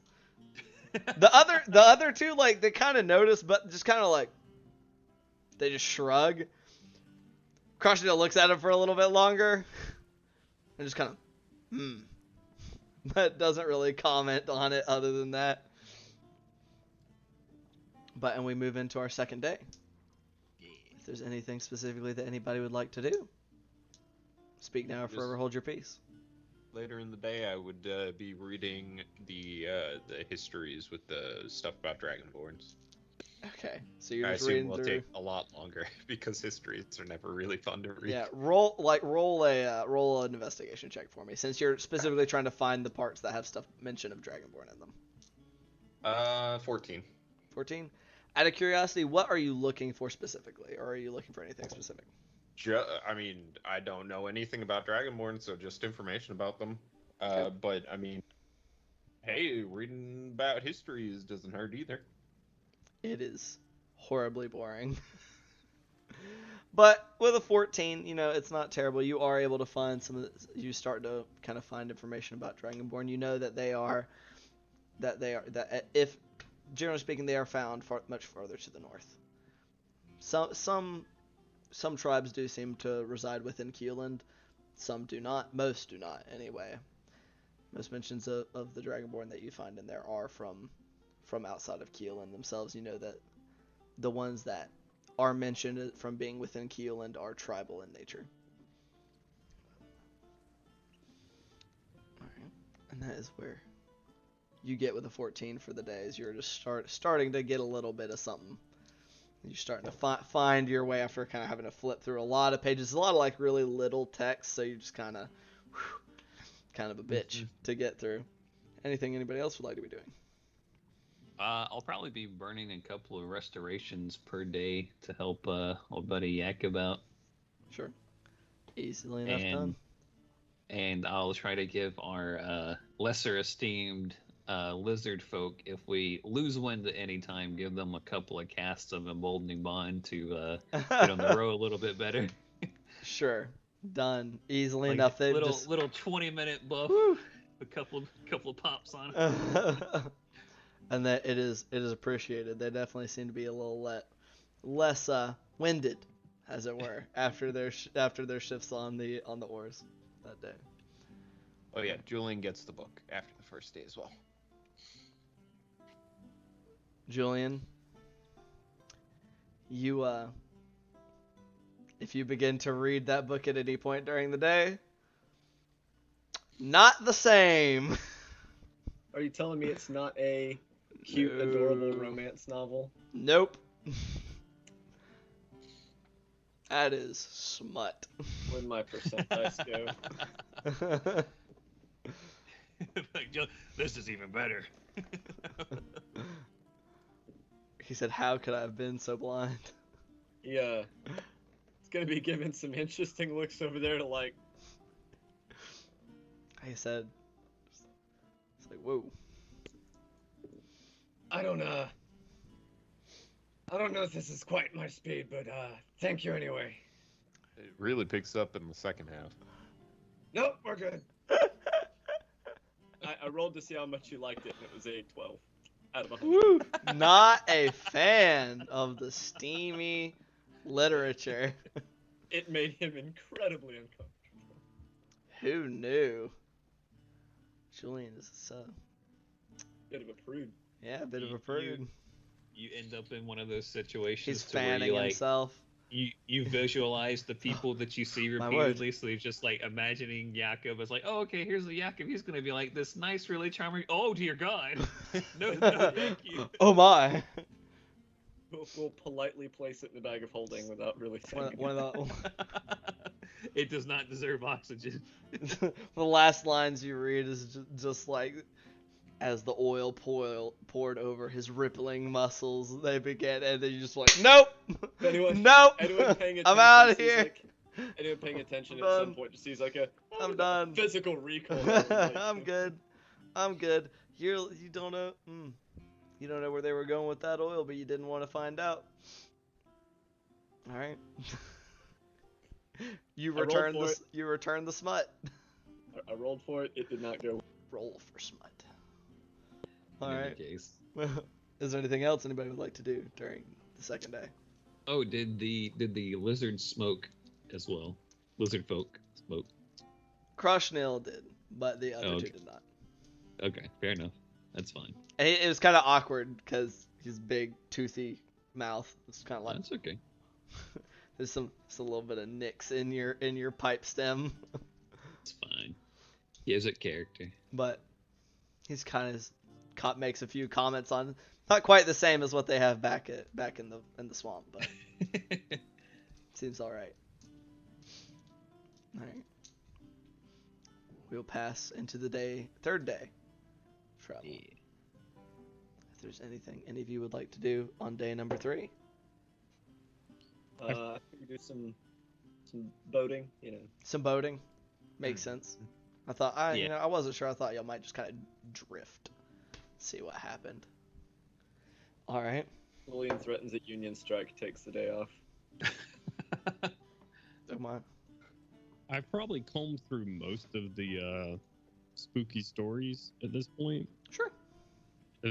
Is there anything useful in there, or anything about Granny Nightshade, or mentions of night hags or anything like that? Roll another investigation check for me.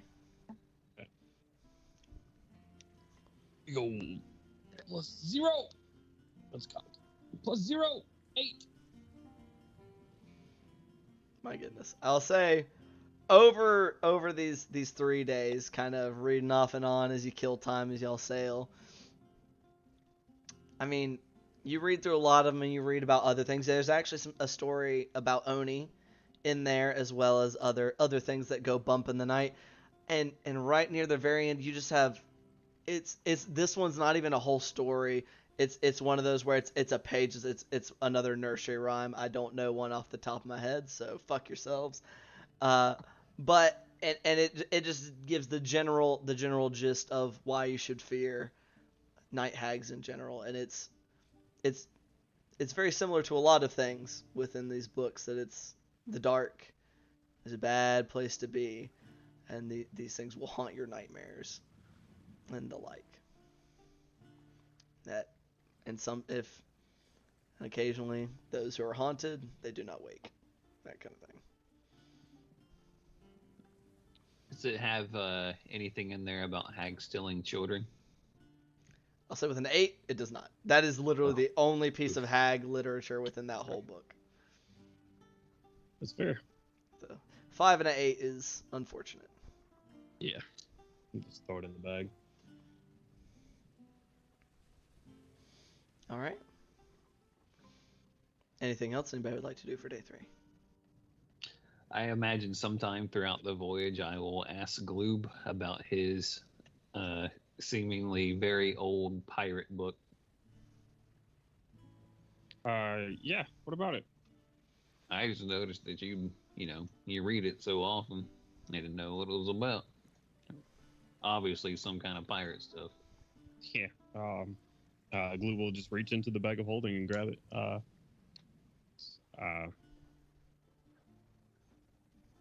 Where'd my mouse cursor go? Gone forever. And he'll hand it he'll think about handing it to you. And you'll see I'm like old, kind of almost all the way wiped off at this point, because the book's been opened up so many times at this point. Like the binding on the back is just like nearly gone, but in like old, like gold gilded letters, you'll see the tales and travels of one-eyed Captain Darby. Gotcha. Yeah, Kind of. my Oh, first go book. ahead. I was So just your saying first it's my- book? yeah. Well, what kind of stuff does old Captain Darby get up to? Everything. Not a lot he doesn't get up to. Sounds like a pretty good book. It's fun. I've read it a bunch of times. It's nice to have things like that are kind of comfortable. Yeah, for sure. You can read it sometime if you want. No, that's okay. All right. Yeah. Stick it back in there. All right. That was it. Day number 3 passes. y'all have continued to see here and there. You see ships. At some point during this voyage, y'all will have passed within like calling distance, and you see a ship that has soldiers upon it as well as sailors that all seem to be very. Vast majority of their attention is a lot of times directed out, either out farther out towards the horizon or down into the water immediately around the boat itself. And at some point, I'll say y'all would. Let's see. There are multiple underwater factions that are allied with these guys, so I know y'all want to encounter some merfolk. Give me a high-low. Soon, always high. Always high. Always high. Alright. Okay. I don't want to speak for everybody all the time now. We'll just With- make that the slogan. With an 11, so barely within the high. At some point, y'all do come across a patrol of merfolk who surface to ask what the shit y'all are doing. It is the curiosity getting the better of them and being like surfacing. Let's first. Hey, we're gonna go take these lizard folks back to their home, and then we're gonna do some real dumb shit.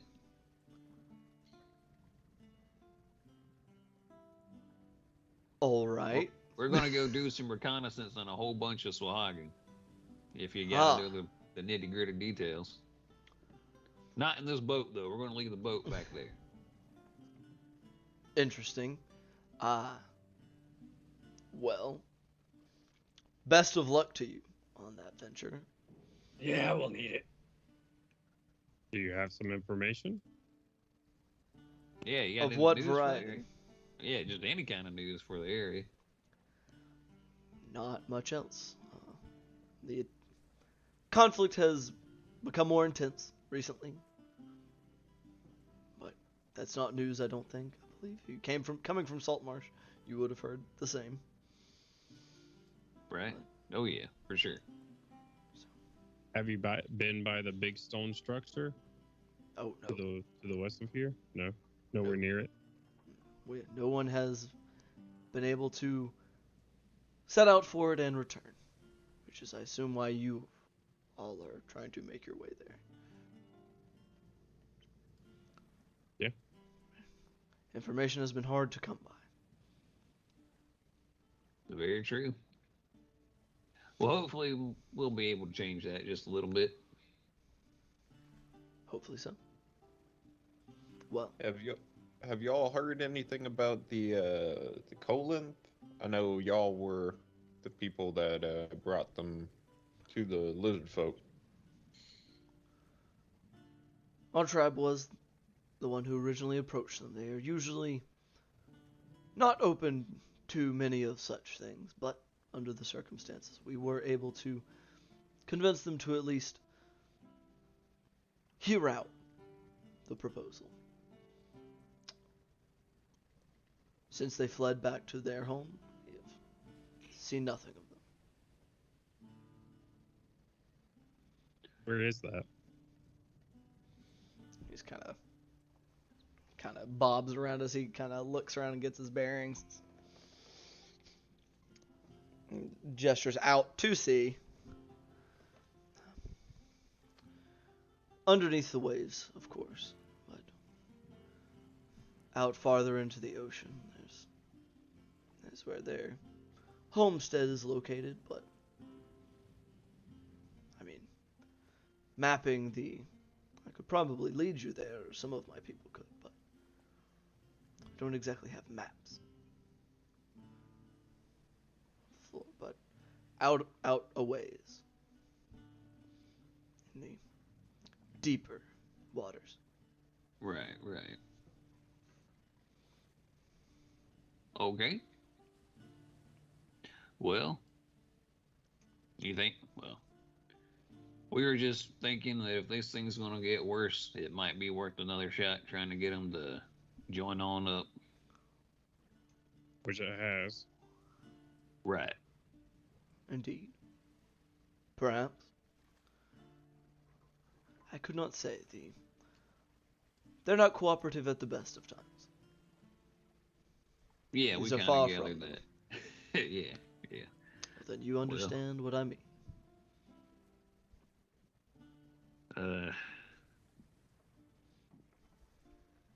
Does it seem weird that the Sahuagin don't seem to be threatening them? I do not know. They hadn't reached their territory, but when we first proposed this meeting, they may have. That may be why we have seen nothing of them. They may have been wiped out. I see. All right. Damn, that'd be terrible. That would Possibly. I will turn fully to face Julie. Yes, Julie, that would be very terrible.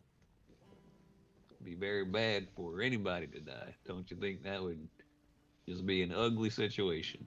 not anybody. He's busy doing boat things. He's just completely ignoring the. You were Okay, a part fair of enough. this conversation. You just turn around and start doing rigging or something. He was already doing it. I mean, it's not a big boat. He could probably hear the conversation. Like, da da da da da. Yep, that'd be terrible. If they had managed to wipe out the Colons while maintaining the same amount of pressure that they are already, I would find that concerning.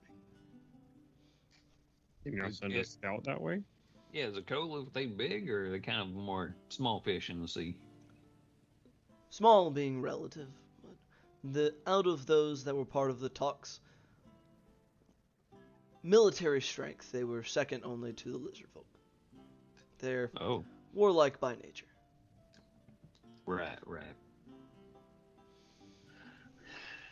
All right. Well, that's good to know, I guess. We're like by nature, but they ran from a fight twice already.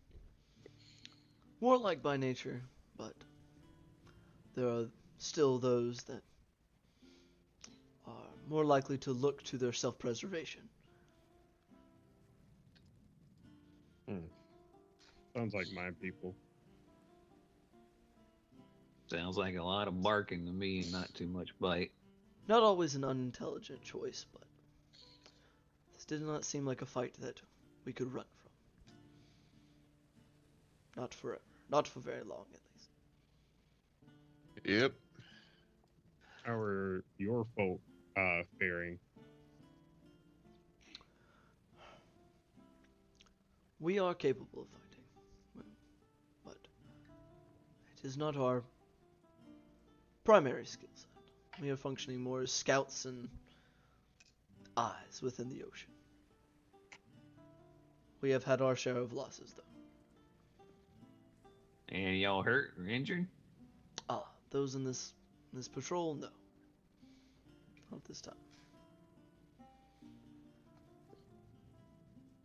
Well, here.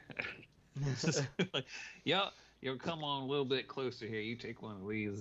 I'm just gonna pull out my good old twig. You just kind of Conjure up some good berries. Like here, you just pass Oh. one of these to the rest of your. I mean, it's gonna probably be weird, but you just hand those out to everybody. It'll help them pep them up for the rest of the day. Don't. very well.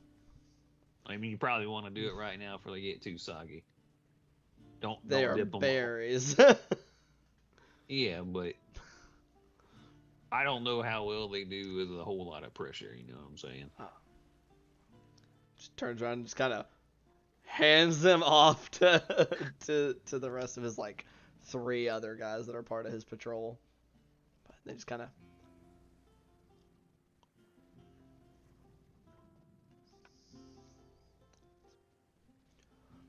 I have eaten more pleasant, but is Yeah, surprisingly filling. that's the point. Well, I believe Yeah, you have well, somewhere to be, and we That's have to right, watch for Sahuagin. Yeah, y'all boys stay safe. Keep up Good the luck. good fight. Of course, always. What was your name again? Already below the water. Already under the water. That's crazy. Didn't. Oh, that's a natural one on his He- perception check. He just He called didn't back quite to you, hear but it was you. just He shall henceforth be known as Bubbles. Bubbles the Great name merfolk. for a merfolk. Oh man. It's like Marcus. Why would you put that evil on him, man? We Yeah, just he's see a thrashing and red water comes up. yeah. What are the little seaweed monster things? The ragamuffins or whatever? The ragamuffin? Ragamuffins. Okay, gracious. Anywho, as y'all continue on through your voyage, we'll go on into the 4th day, which will be only for the morning, as y'all have kept course and have not run awry of anything, even with your stop to chat with the Merfolk Patrol. Is there anything any of you would like to do for this 4th day of travel? Continued. Pretty focused. Fantastic. Goodness. I thought I was about to sneeze, but now I'm not sure. Anywho, Steele's 4th day of travel continues. You come to a familiar stretch of land, beach, as it were, and you run into a series of smaller patrols that initially kind of question where you're coming from and what you're doing, but you are all able to fairly quickly fob them off because most of them more or less know who you are, and they don't much, care to impede people who, at the very least, do not have fish faces and may perhaps lend a helping hand. And as you'll make your way up the river for the last hour that it would take you to reach, you come upon the outside of the kind of looking in as you come into the bay air quotes kind of outside of the sea cave where the lizard folk park what vessels they do possess or what waterborne entities come to visit them. And you note that outside it's a lot more crowded, but you can note where Saltmarsh's forces are rallying in this area. There's evidence of fires and the like a little farther between this initial tree line right up on the banks of the river as you'll weigh anchor and prepare to disembark and do what you will before beginning a super fun and awesome march through the marshes to a Sahuagin lair. That is where we will end tonight's session. Yeah. On the road again? Well, I guess on the ocean again. I hope everybody's ready for the fucking of next week. It's gonna be crazy. The what? You mean heard the me. gentle and easy No, mission of next week? no, the fucking. I said what I said. I said what I said. Cody wants it to go like one of Julian's books, but it's gonna go like one of Chris's books or one of Yaka's books. Oh my. Oh man, thank you all so much for coming to play with me. Thank you guys who came to watch for coming to watch. I appreciate it. We are, of course, live not only on Mondays with this here Ghost of Saltmarsh, we have these lovely gentlemen, and of course myself, dungeon mastering the whole affair, but then also on Saturdays, we have our Across Eberron campaign which includes the Shining Vanguard, as our team has been named, and is dungeon mastered by son of a bitch. I do it every single time. Is dungeon mastered by this gentleman right here. I caught it a little faster, but includes some of the rest of us that are in here, and it's called plus some other fun and lovely people with some interesting things that are going on there as well. If you like crazy eldritch fucking shenanigans, then I definitely would come by and give it a check out. And even if you don't, come check it out anyway, because that is at 5 p.m. Eastern Standard Time on every Saturday, and right here, and for Ghost Saltmarsh, we're here 7 p.m. Eastern Standard Time every Monday. God fucking damn it. And one last shout out to Extra Life. Go take a look out at them. They benefit children's hospitals in North America. It's good stuff. You can win cool things like a digital copy of a book, a fucking gaming mouse, or a gaming keyboard for our last two big things of $2,500 and $3,500. So go ahead and open your hearts and wallets to that. And yeah, we're going to raid our friends here at the Nat 30s Tabletop RPGs. or that is what they're streaming right now. But show them some love, because TTRPG community can't get enough of it. And we'll see you guys later. Bye. Bye. Bye.